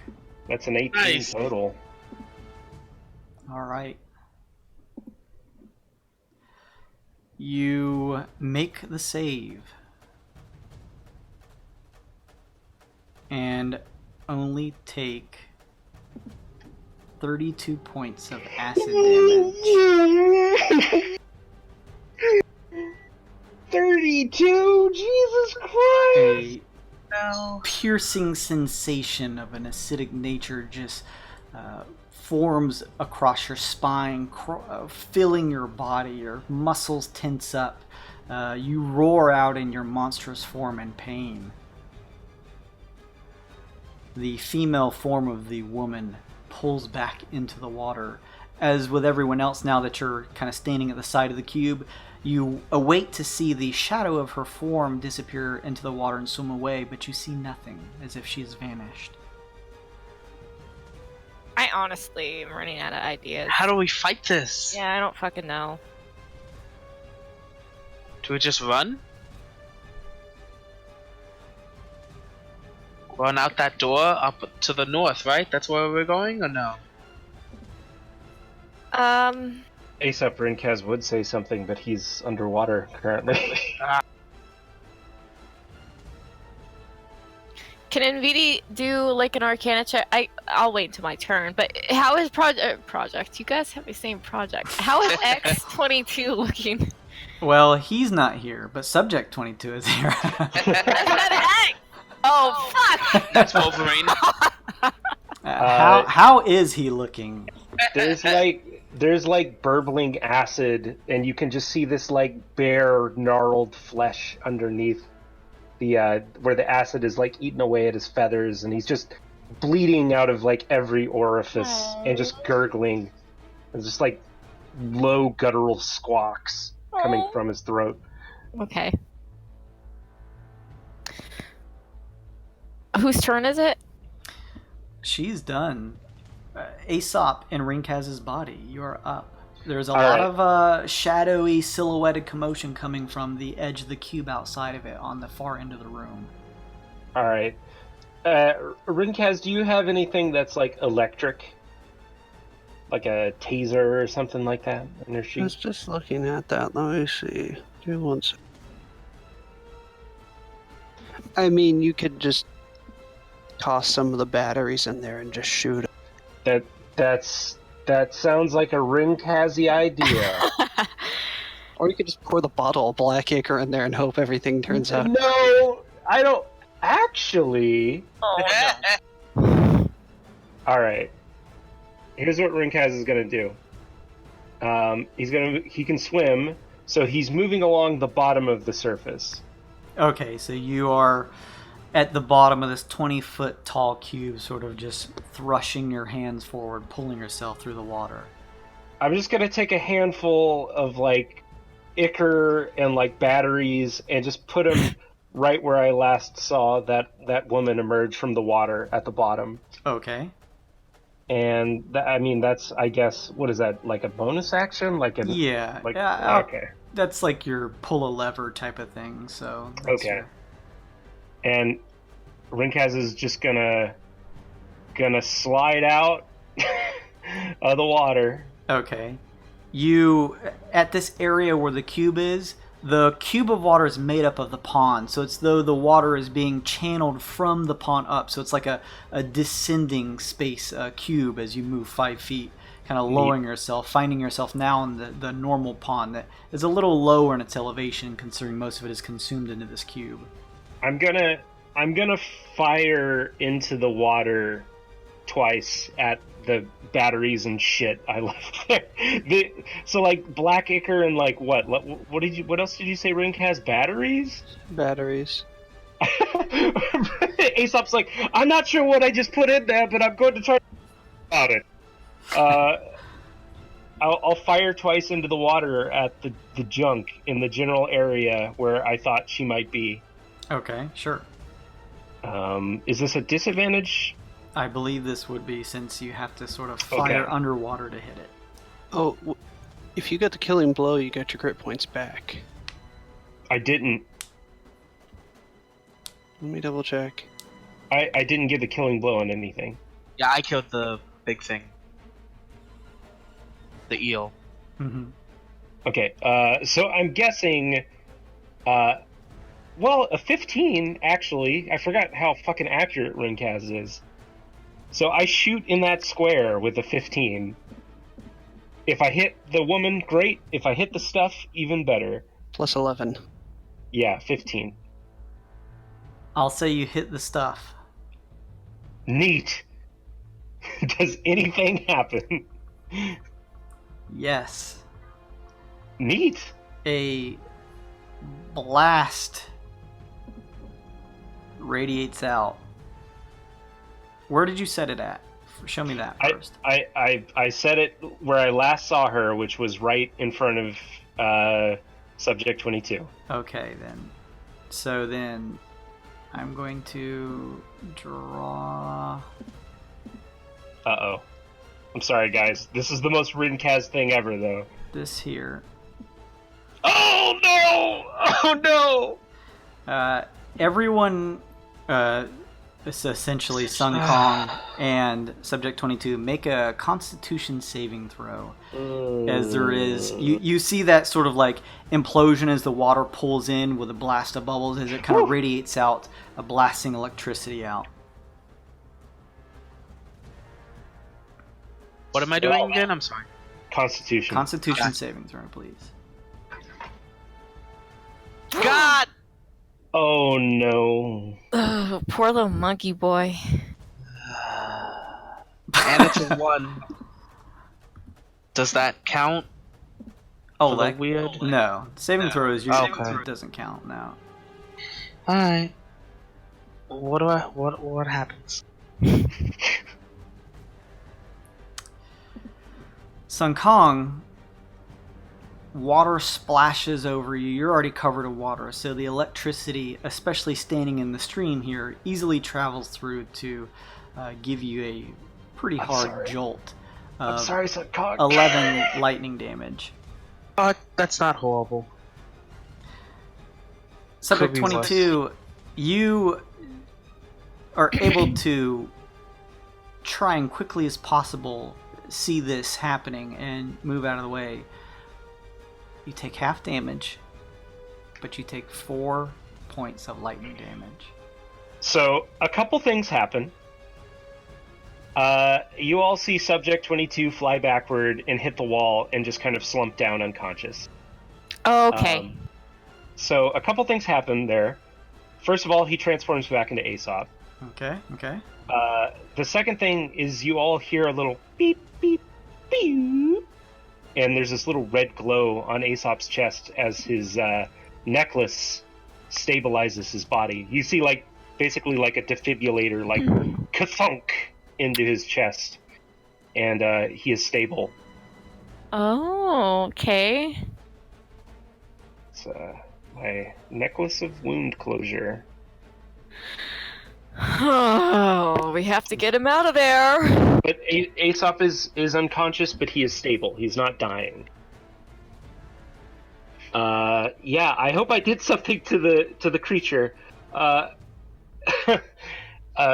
Aesop Rinkaz looks around the corner of the water, and says, I've taken care of 22 for now, but everyone hold yourselves ready for the creature to return again and attack at once in force. Well, shouldn't we move the body for? Well, I mean, one of us should move the body.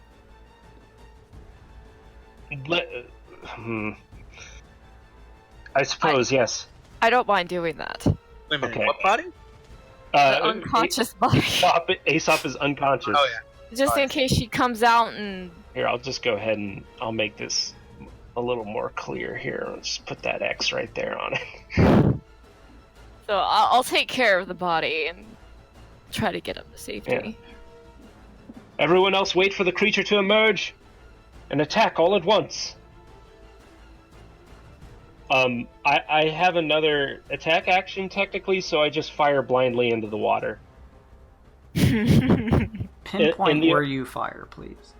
I'm gonna also fire at the space where she last disappeared from. I will tell you this. You watch the shockwave radiate out and see no disturbance or form of what looked like a creature in the blast in the water.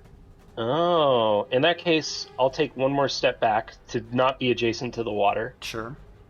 And so you're still like this is actually still the pond, but you're on the surface, so you don't really get disadvantage to fire into it.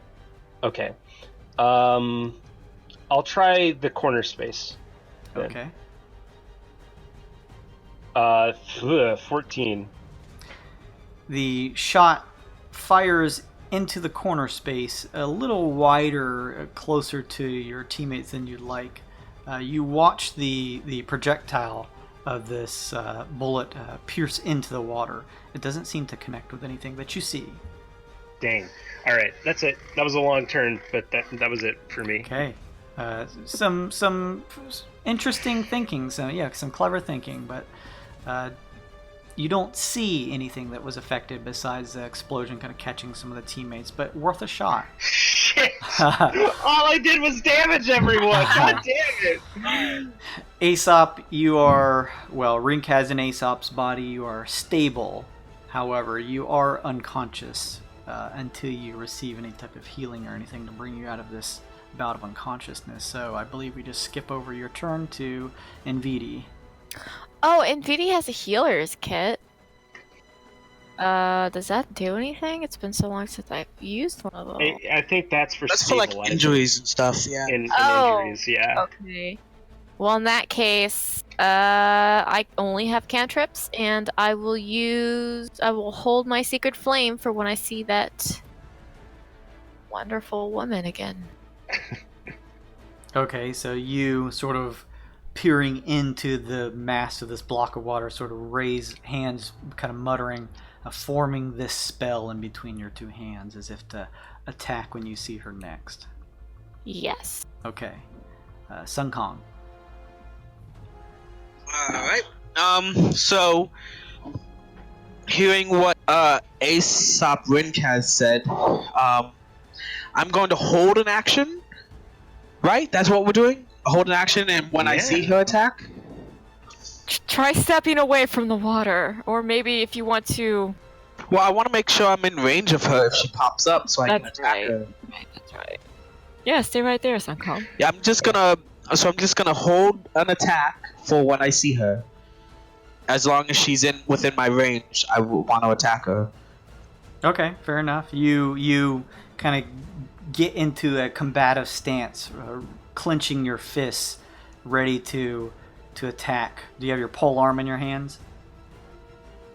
Yeah, my quarterstaff. Okay, yeah, you do like a twirl of the silver quarterstaff, readying yourself for her to appear.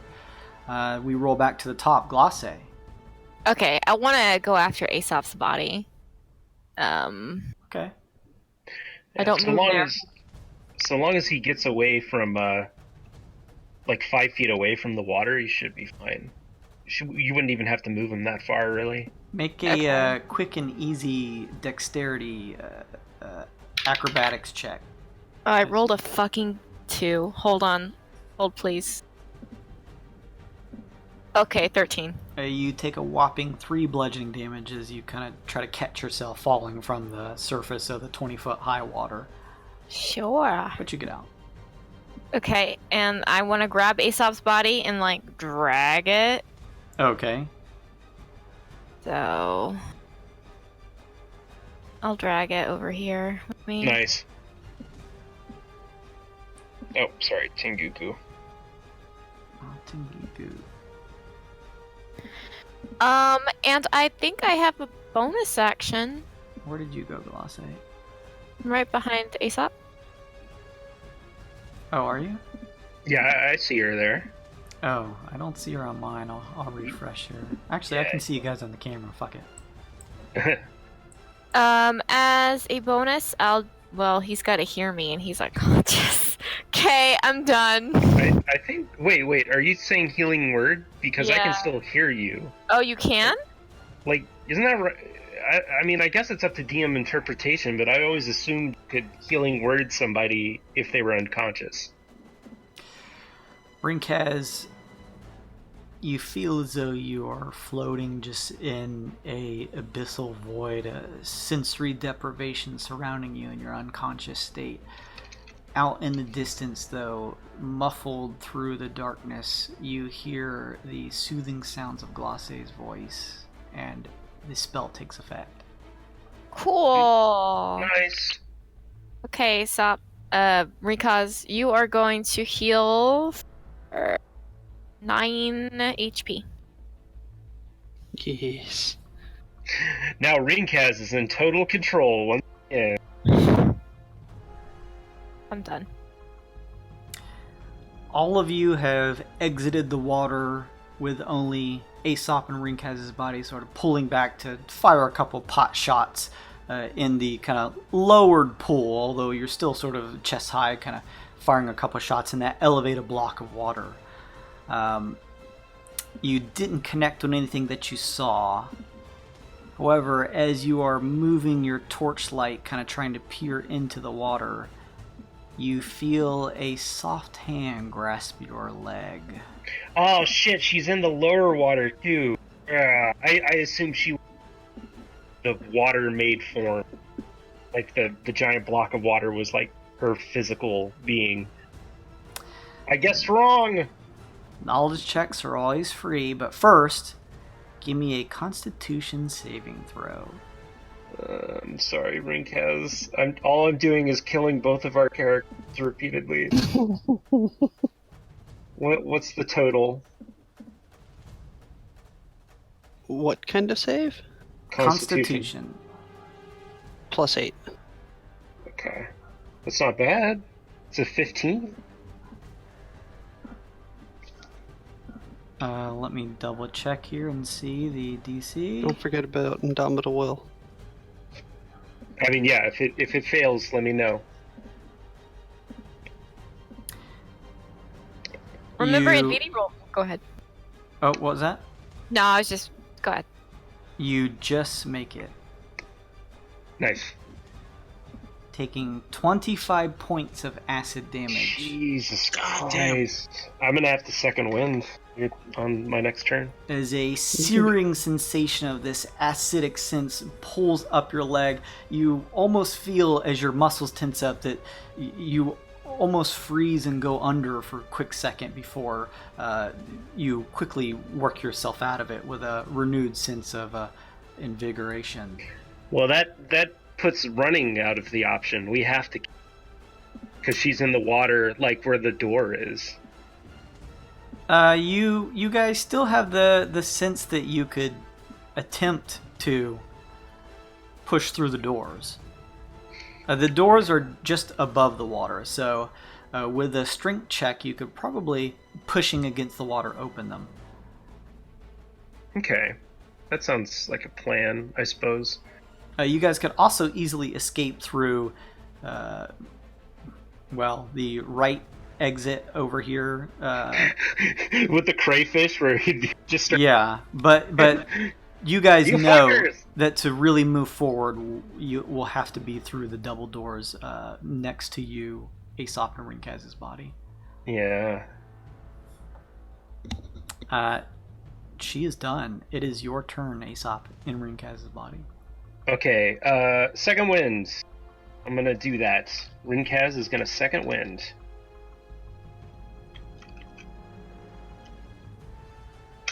Oh, I forgot to put a space. Oh, delicious. Nice. You right. steel yourself and feel a renewed vigor pulse through your body. Alright, fuck this. Yo, you got Big Debbie, Rinkaz? Yes. Remember, I magically found shotgun shells in my pocket. I'm gonna pull out fucking Big Debbie. I'm gonna move adjacent to Sun Kong, and I'm gonna hold a goddamn action. And Ruff is gonna run away. Okay, fair enough. Let's do it. Enough of it. Enough is enough. Let's kill this thing. Aesop says, not very good at doing one-liners.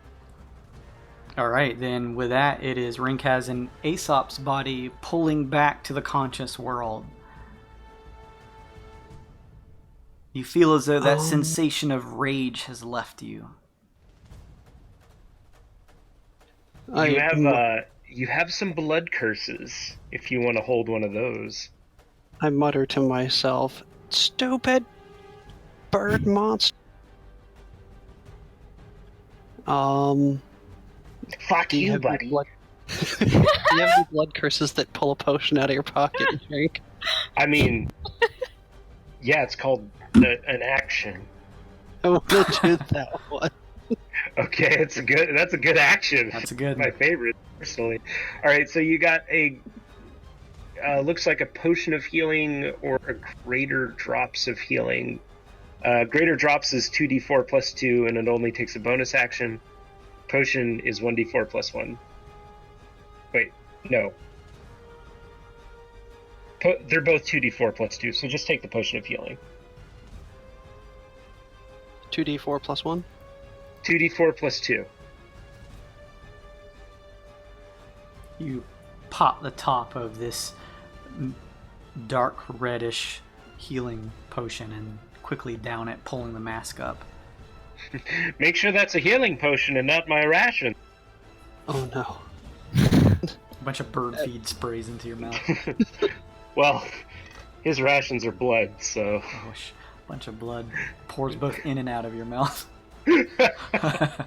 If it tastes like iron, it's ration. If it tastes like cherry, it's a healing potion. I talk to myself, or Renkaz, or whoever, and say, "What stops me from opening your bag of holding and pumping about 400 gallons of Tarask blood into this water?" The fact that I had already removed ask blood and put it in cold storage. I don't know. If I had a gun, I'd keep shooting at the damn thing. I don't know what to... You have a crossbow, but, I mean, you already had some delicious healing potion this turn. Then I'll just pull out the crossbow and end my turn. Okay, fair enough. Nvidi.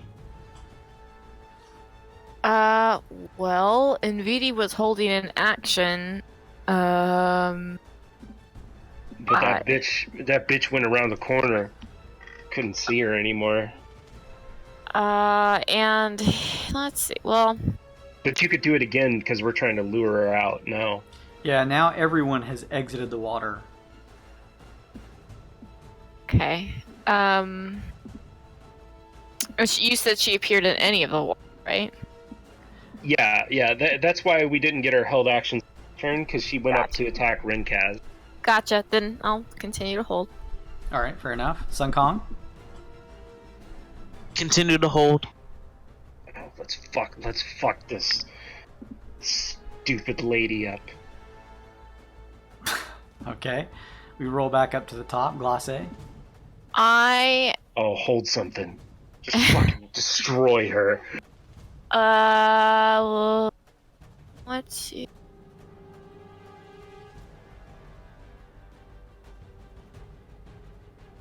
Okay, I'll go ahead and hold Sorry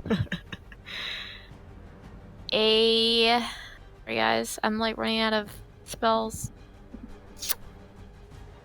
I'll hold a 4th level heartache on... Yeah, I'll hold a 4th level heartache. Oh, that's tasty. Nice. Well, it's one additional creature, so that's useless. Whoops. I'll just... Glacé, do you have that, fairy? Oh! Yeah, I'll hold Fairy Fire. Perfect! Thank you. I'm done. All right. What about Jira?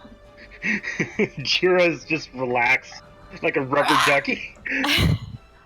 Yeah, Jira's sitting on, he's sitting on Clatter's shoulder. Nice. Okay, fair enough.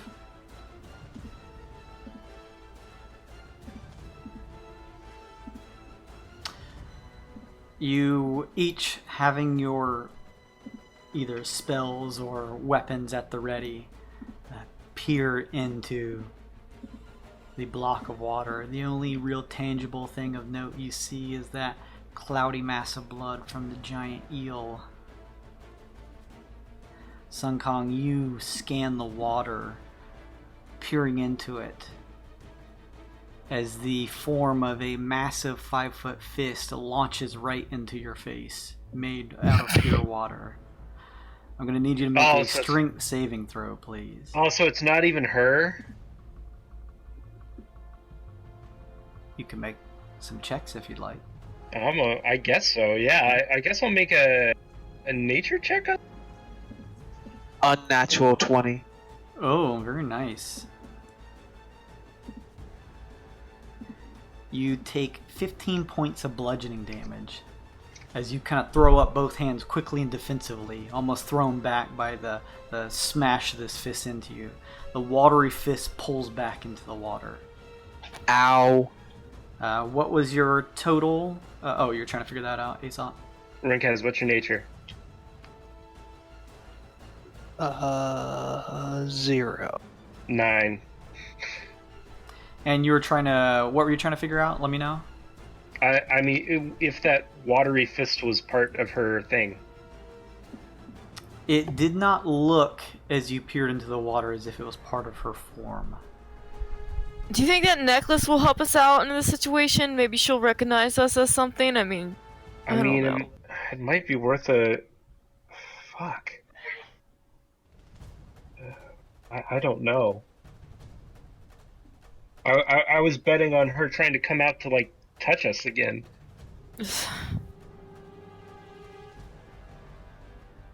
Alright, let's start moving towards the door. Everyone keep your actions at the ready. She could come out at any moment. Sounds delightful. Let's go. Whose turn is it now? That was her turn, I guess. Yeah, so now we roll to Aesop, you, and Rinkaz's body. Alright, since I can't dash, I'm gonna move 1, 2, 3... Keeping your rifle, or Big Debbie rather, sort of trained. 5... And I'm gonna illuminate the door. And I hold an action with Big Deborah. If she comes in range, I'm gonna. So at the first sign of her visibility, you're gonna blast, right? Yep. Okay, sounds good. Seiyun kind of treading the water with you there. All right. It is Rinkaz, you, and Aesop's body.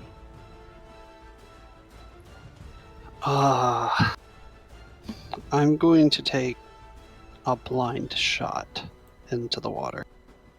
Now we're talking. Doesn't get disadvantage because it's a crossbow. Oh, nice. Okay. Just straight.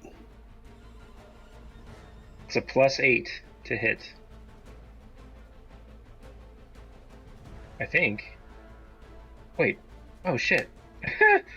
+9. I'm Nice. bad. I'm fucking bad. Wow. 18? You see the bolt fire into the flat wall of this block of water, and the silhouette shrinks as it flies through pretty swiftly, as it's pretty aerodynamic, being able to easily tread the water here. It doesn't seem to pierce anything. You kind of keep your eye out for any sort of inclination of like a mist of blood from it connecting to something, but don't see that. Damn. Do I get a second attack? I think I get that extra attack, yes. Then I'm going to move here and take my second attack. Where are you aiming? Oh, he's going down the line. I like Okay. that. It's probably over here somewhere by you guys, but it's worth a shot. Natural one. Oh shoot Ruff in the dear, back of the that's just what my character needed right now. A natural one in the Wyrd when he's a demon form and has somebody else inside of his body. Your shot just clips the wall. Invidi, the side of your hood flays out as a shift of wind from this bolt, nearly catching your ear as it sort of just barely enters the wall of water. However, you did roll a 1, so Rinkaz, please roll me a D10,000. You gain all your health back. I mean, I'm sure that is one of these effects. Could happen. It's roll space D10,000, right? Or 10,000. Slash Yes. roll 1D10,000, space 1D10,000.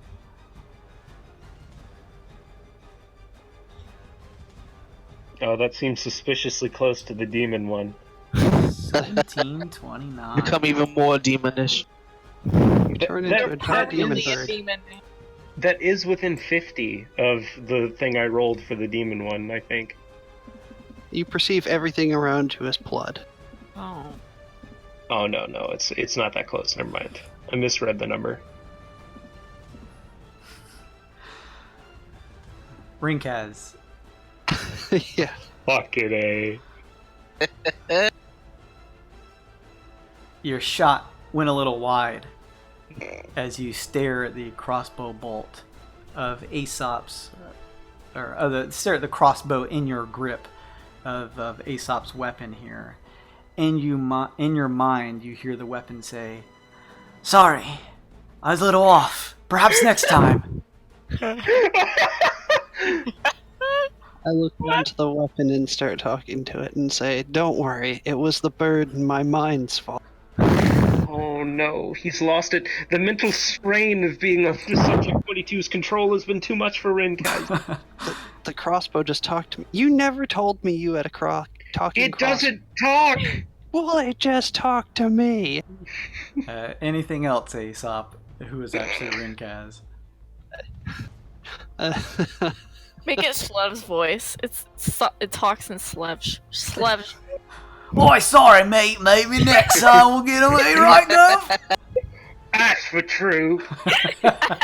What's all this in? Pip cheerio.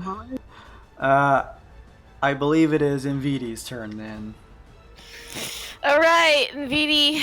Move up to me, NVD. Yeah, he's gonna. You hear Rinkaz say. I hate moving all these people, so I'm just gonna move VD. Yeah. You guys all peer Aesop after he has returned back to his normal form from being a Subject 22 and realize, where you didn't recognize it before, that he's actually back to his normal Kinku appearance. Oh, that didn't last long. Oh, really? He's not a demon anymore. That's Nope. great. Cool. Okay.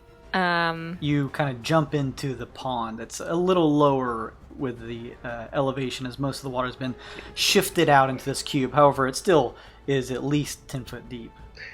Move one more north there so she Okay. can't punch you, you know? I wasn't sure if I could move there or not. I'm done. I'm holding my action. I'm done. Gotcha. So you still sort of have the spell in hand. Gotcha.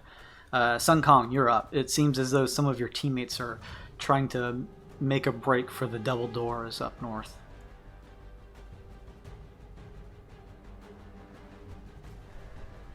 Sun Kong is like already in the other room. Hey, guys. Took you long enough, you slowpokes. Sun Kong, you feel as though you could easily tread this water if you continued your run.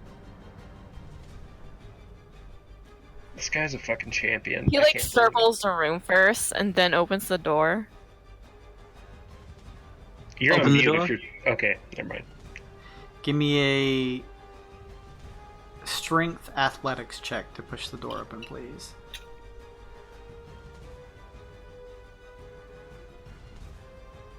What's the 22. 22? Holy shit. Yep. Using the velocity as you travel across the surface of the water, you kind of throw both hands Tengiku in succession with you, kind of pushing against the door. You throw a shoulder against it, and the doors open. The doors have opened, and you sort of fall into the water. However, you, with any movement left, could still crawl up into the hallway if you still have any chance to do so. Of course I can still move. Okay. Who the fuck do you think you're talking to? I know. Fuck me. You notice, Okay. Sun Kong, as you enter this hallway, that this corridor is relatively flooded. The water is about 3 foot deep, and it's pretty cold, similar to the water in the previous room. The bottom is somewhat slippery, and it's a little difficult to move on if you try to move too fast. However, most of your movement was spent moving across the water in the previous room, so you're fine here. Plus, I can still move on top of the water. Exactly, yes. Yeah, So no it's slippery floor. not as difficult to you, certainly. Yep. Um, It seems as though around this bend, it looks like the water gets a little bit more shallow. I'm assuming she can still attack me in here because the water's still connected in my mind. I don't know any better. Who knows? So I'm just you gonna can make a check if you'd like. Yeah, but I'm dumb, so I'm just gonna stop and Okay, fair and enough. just continue to hold my action in case she can still attack me. All right, fair enough. With that, we roll back up to the top. Glosse, looks like your friends are making a break for it.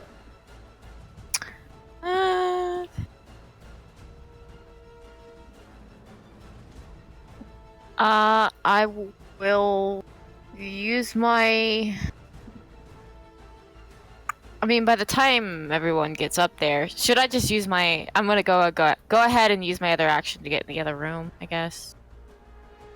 Yeah, may as well. You'll have I to mean, swim through the water, so just keep in mind it's difficult terrain. So double movement to swim through. Yeah. Just letting you know. I don't know how much you can move. Well, I guess. Can you move? Can I be not? I Yeah. guess I'll move right here. Or No, whatever. I'm done. moving here. Okay.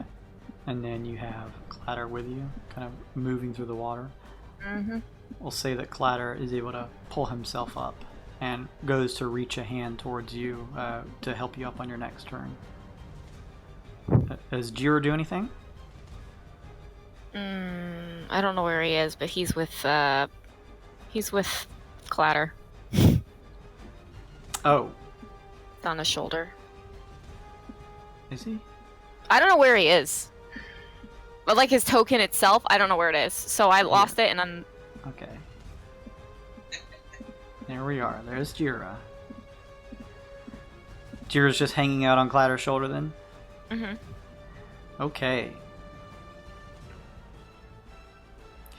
The massive block of water begins to shift What? and recede, filling up by about 10 feet the pond that was initially set in the room. You guys kind of shift up, watching the water level rise to the marking on the wall where it used to be in this pond here. The body of the giant eel kind of crests above the surface of the water, just floating lifelessly. When can I move? You all watch as the pond now begins to shift and swirl.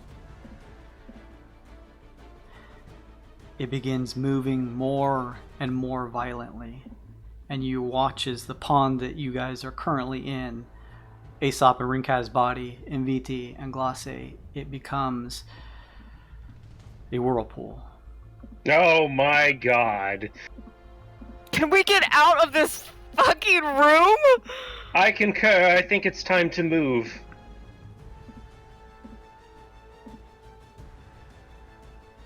Although my body's all the way back there.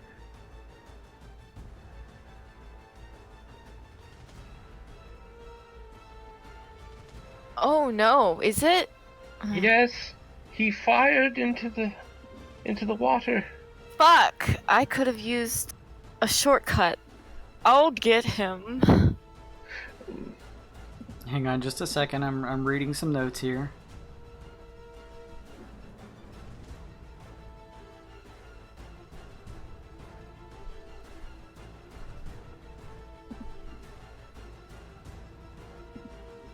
Hang on just a moment. I'm sorry. Hang on. Let me just get all the facts straight.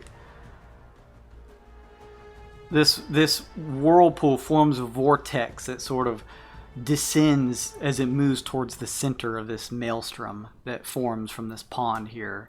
The water whips around at the sides. You guys feel your bodies begin to slowly be pulled and drawn towards the center. Fuck.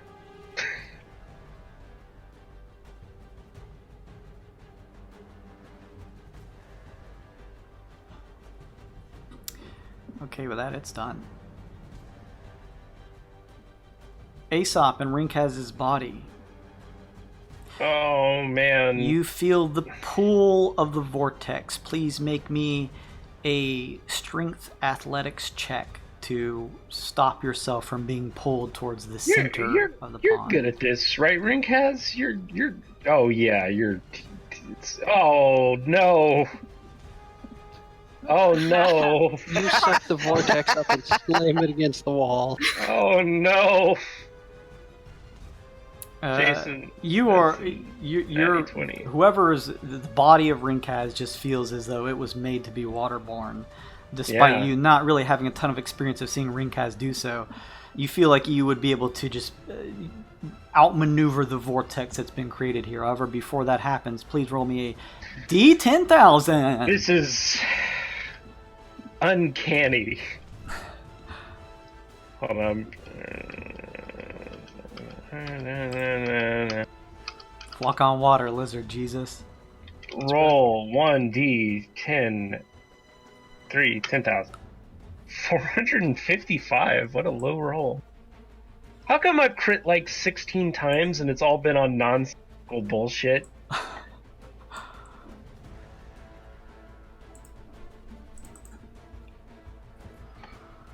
It's hard to tell in VD. Glosses, you guys are trying to tread through the water.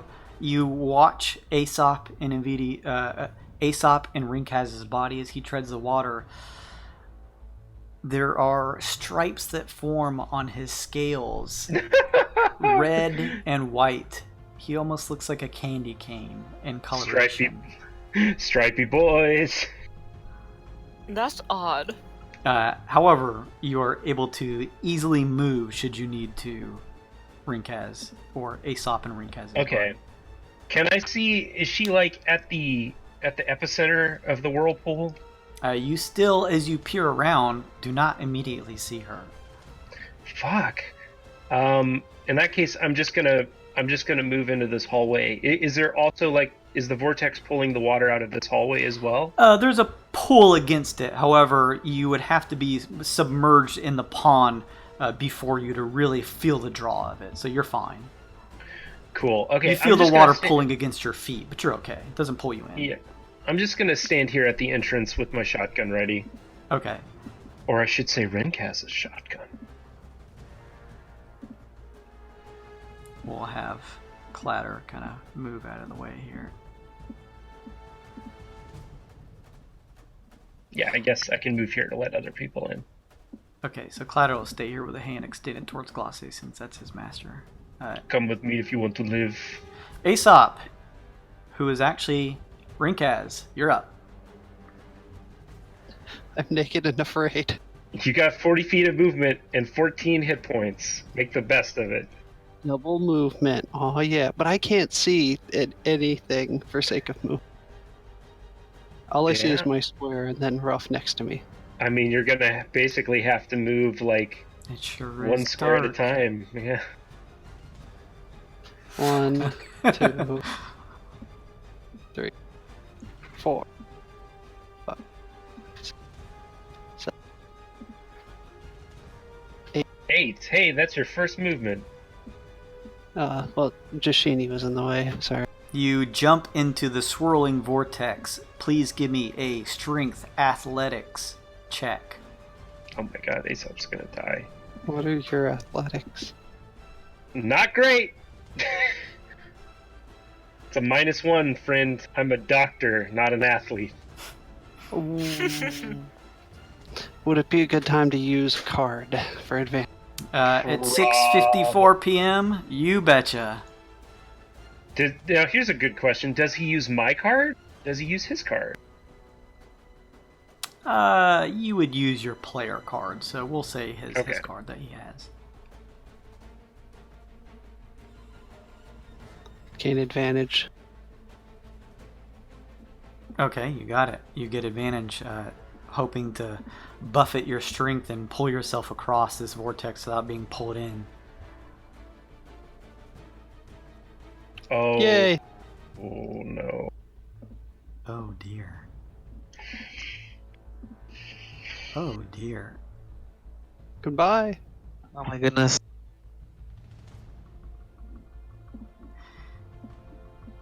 Rinkaz, No! in Aesop's body, you My pulled body! 10 feet towards the vortex itself, feeling yourself descend. On But I top of still- that, Got movement, right? before you're able to continue, well, not until your next turn, you take Well, he's dead.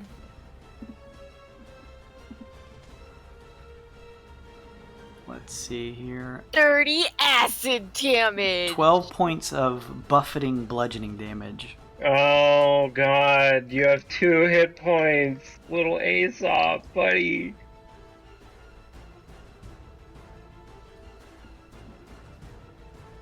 You are doing everything you can with the rest of your turn to, unless you have some other action you can take to pull yourself away from the water. You do have a dash action, I believe.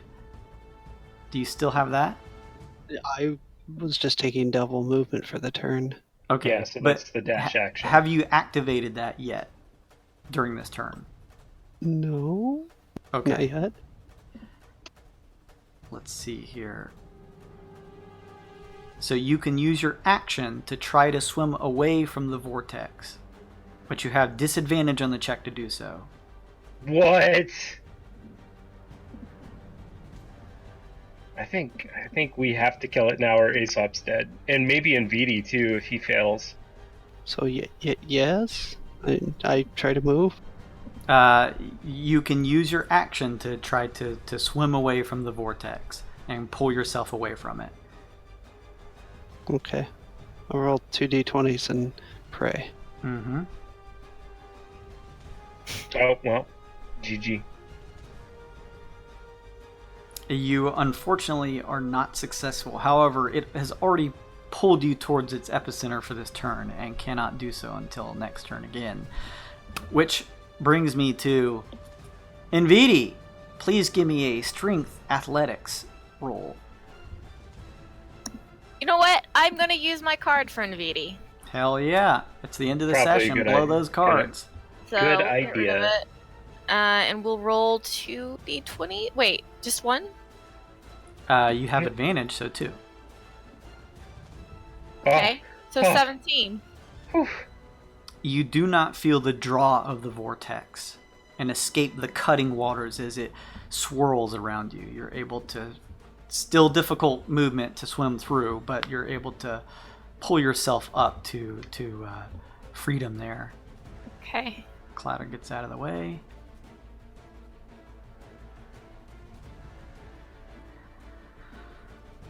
Anything else, NVD?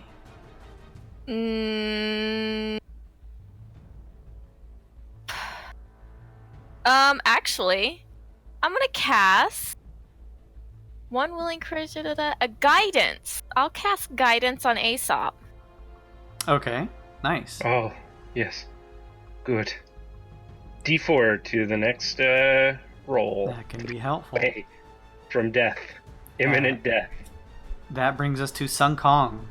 Most of your friends have successfully made it up. However, Glace and Aesop are still having trouble. It's okay. I'm gonna get us both out of here, honey. Should I go back and... Do you guys okay? I don't think there's anything you can do unless you can lure out the beast. Or get rid of that whirlpool somehow. Yes, find that old Yeah. hag and punch her in the face. I only have 11 hit points myself. Kamehameha down the hallway. Alright.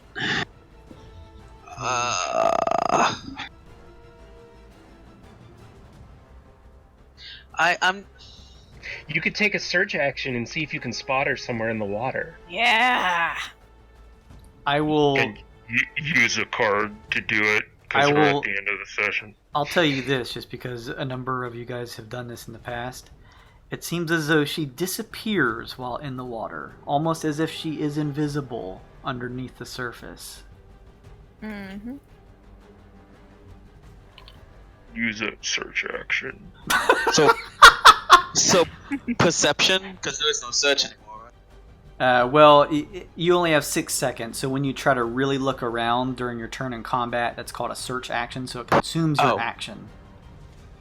But you're like spending that 6 seconds to really like focus and see if you can spot what you're looking for. Take a perception check, though. Yeah, So- yeah.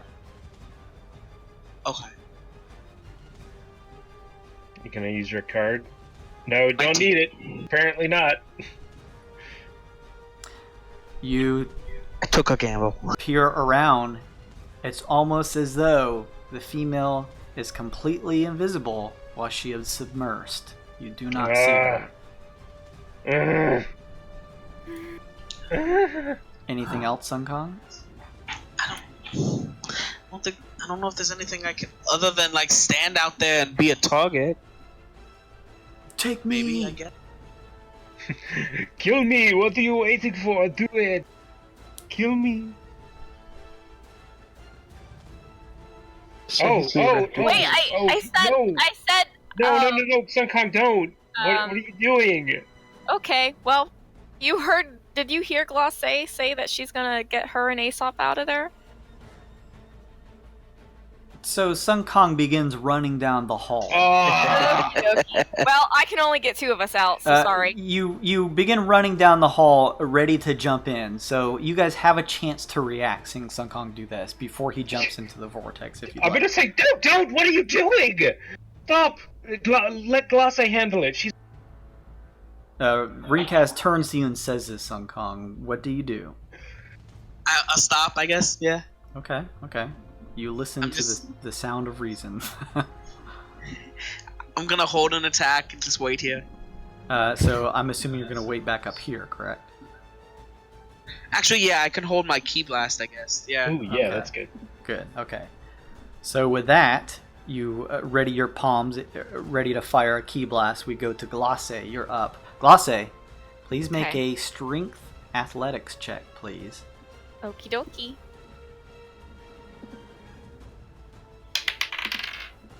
That's 15. You are able to fight against the pull of the vortex and are not pulled Glosse's towards so the center. strong. She's so strong. Okay, I can see my darling Platter waiting there for me, saving my spot. Now move along, Platter. Move along. So if you can move right here. He gets out of your way. Okay, great. I dive into the, you know what? I'll move over here if that's possible. Yeah. And I will grab this poor wet bird and use dimensional door, like, so I can. Oh my god, what a clutch move. Jesus Christ. Falling Fucking Rink falling has into it, never... I'll blurple and yell into the water. Fuck you, man. Rinkaz is never allowed to play my character ever again. Instinctively, Nvd, Aesop, you as Rinkaz, go to quickly pull the door shut. However, before they fully close, I'm going to ask... Oh, I guess everybody's also here. Yes, I'm going to ask Aesop, you and Rinkaz's body, to make a strength saving throw as a lashing tentacle made from pure water goes to slam down on you. Fucking using a card. Okay, you got it. I'm gonna choose 2 because it says choose 2. Yep. I'm gonna get advantage and I'm gonna get increased 30 feet of speed. Okay, keep that in mind because we're going to wrap up here. Okay. But you'll still carry that over to the next one. Okay. Nice. Rinkaz, what's your strength, buddy? What's the bonus? +6 to saving throws for strength. Well, is it a saving throw, Jason? Yes, please. Oh, 24. 24, nice. You take, let's see, 18 points of bludgeoning damage as you're almost thrown off your feet. But with that, using the inertia from the attack, still clutching the side of the stone door, both you and Vidi pull the door shut. The sound of the roiling water dissipates, and you guys find yourselves safe for now on the other side of the doors, out of the room that had the devilish woman watery creature and the giant eel. Man, if only we had like a storm sorcerer that could like control water and cast lightning on stuff. Man! You know, that would just be like really perfect in this situation. I don't know who could do something like that though. Anyone know anybody like that? Immediately Rinkaz, or the body of Rinkaz, just hugs Glace. Like a big, scaly, peppermint-colored hug. Thank you so much! You saved my body! And then I let her go and stoop down to Aesop's body. Rinkaz, buddy, are you alright? Are you alive? I hate this planet. Oh, it looks like Aesop's rubbing off on you, dear. Oh, We are one and the same. we're closer than any two people ever should have to be. I start laughing and they say birds evolved from lizards. I will say it is kind of fun to be able to swim. Also, we're all almost dead. Yes, we've been slowly dying this Ouch. whole time, and we've only speeded up the process. I sniffed the air. Is there still gas in this chamber as well? There's a thick Fog. God reddish damn orange it. fog that covers this room. Oh my god. Okay. So, How you do we guys get out of here? narrowly escaped with some treasures that you've gathered along the way, but also finding this place to be particularly dangerous. How far this place continues to go, and how far you're willing to continue exploring versus just trying to escape out of it, we'll have to find out on the next session. Oh Weird god. and Wild. I think we gotta just get out at this Wait, I point. thought that's Like, what I we think were so too. doing.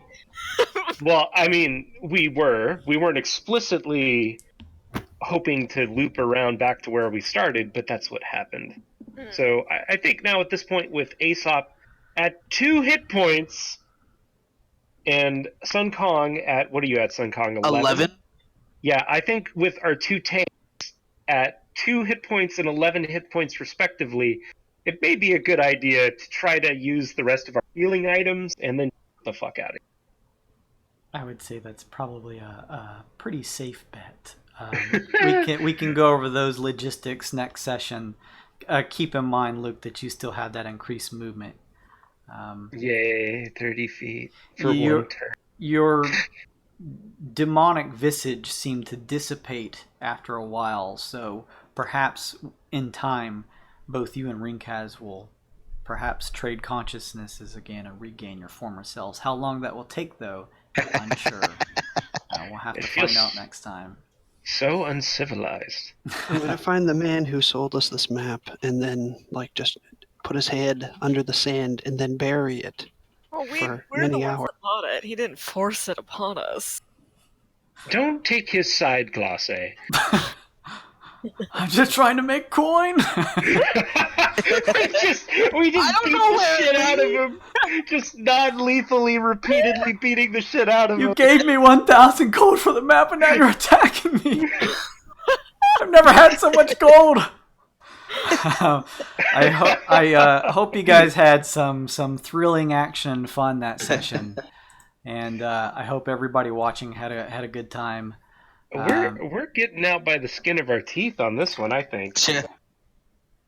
Yeah, this is a seemingly dangerous place. This was a pretty expensive map, so who knows how much more there'll be to explore. Although now you guys have a sort of bead in mind of just trying to make it out of here alive instead of really combing the whole place. Jason, we are like a quarter of the way from where we started compared to the full size of this map. You could always come back.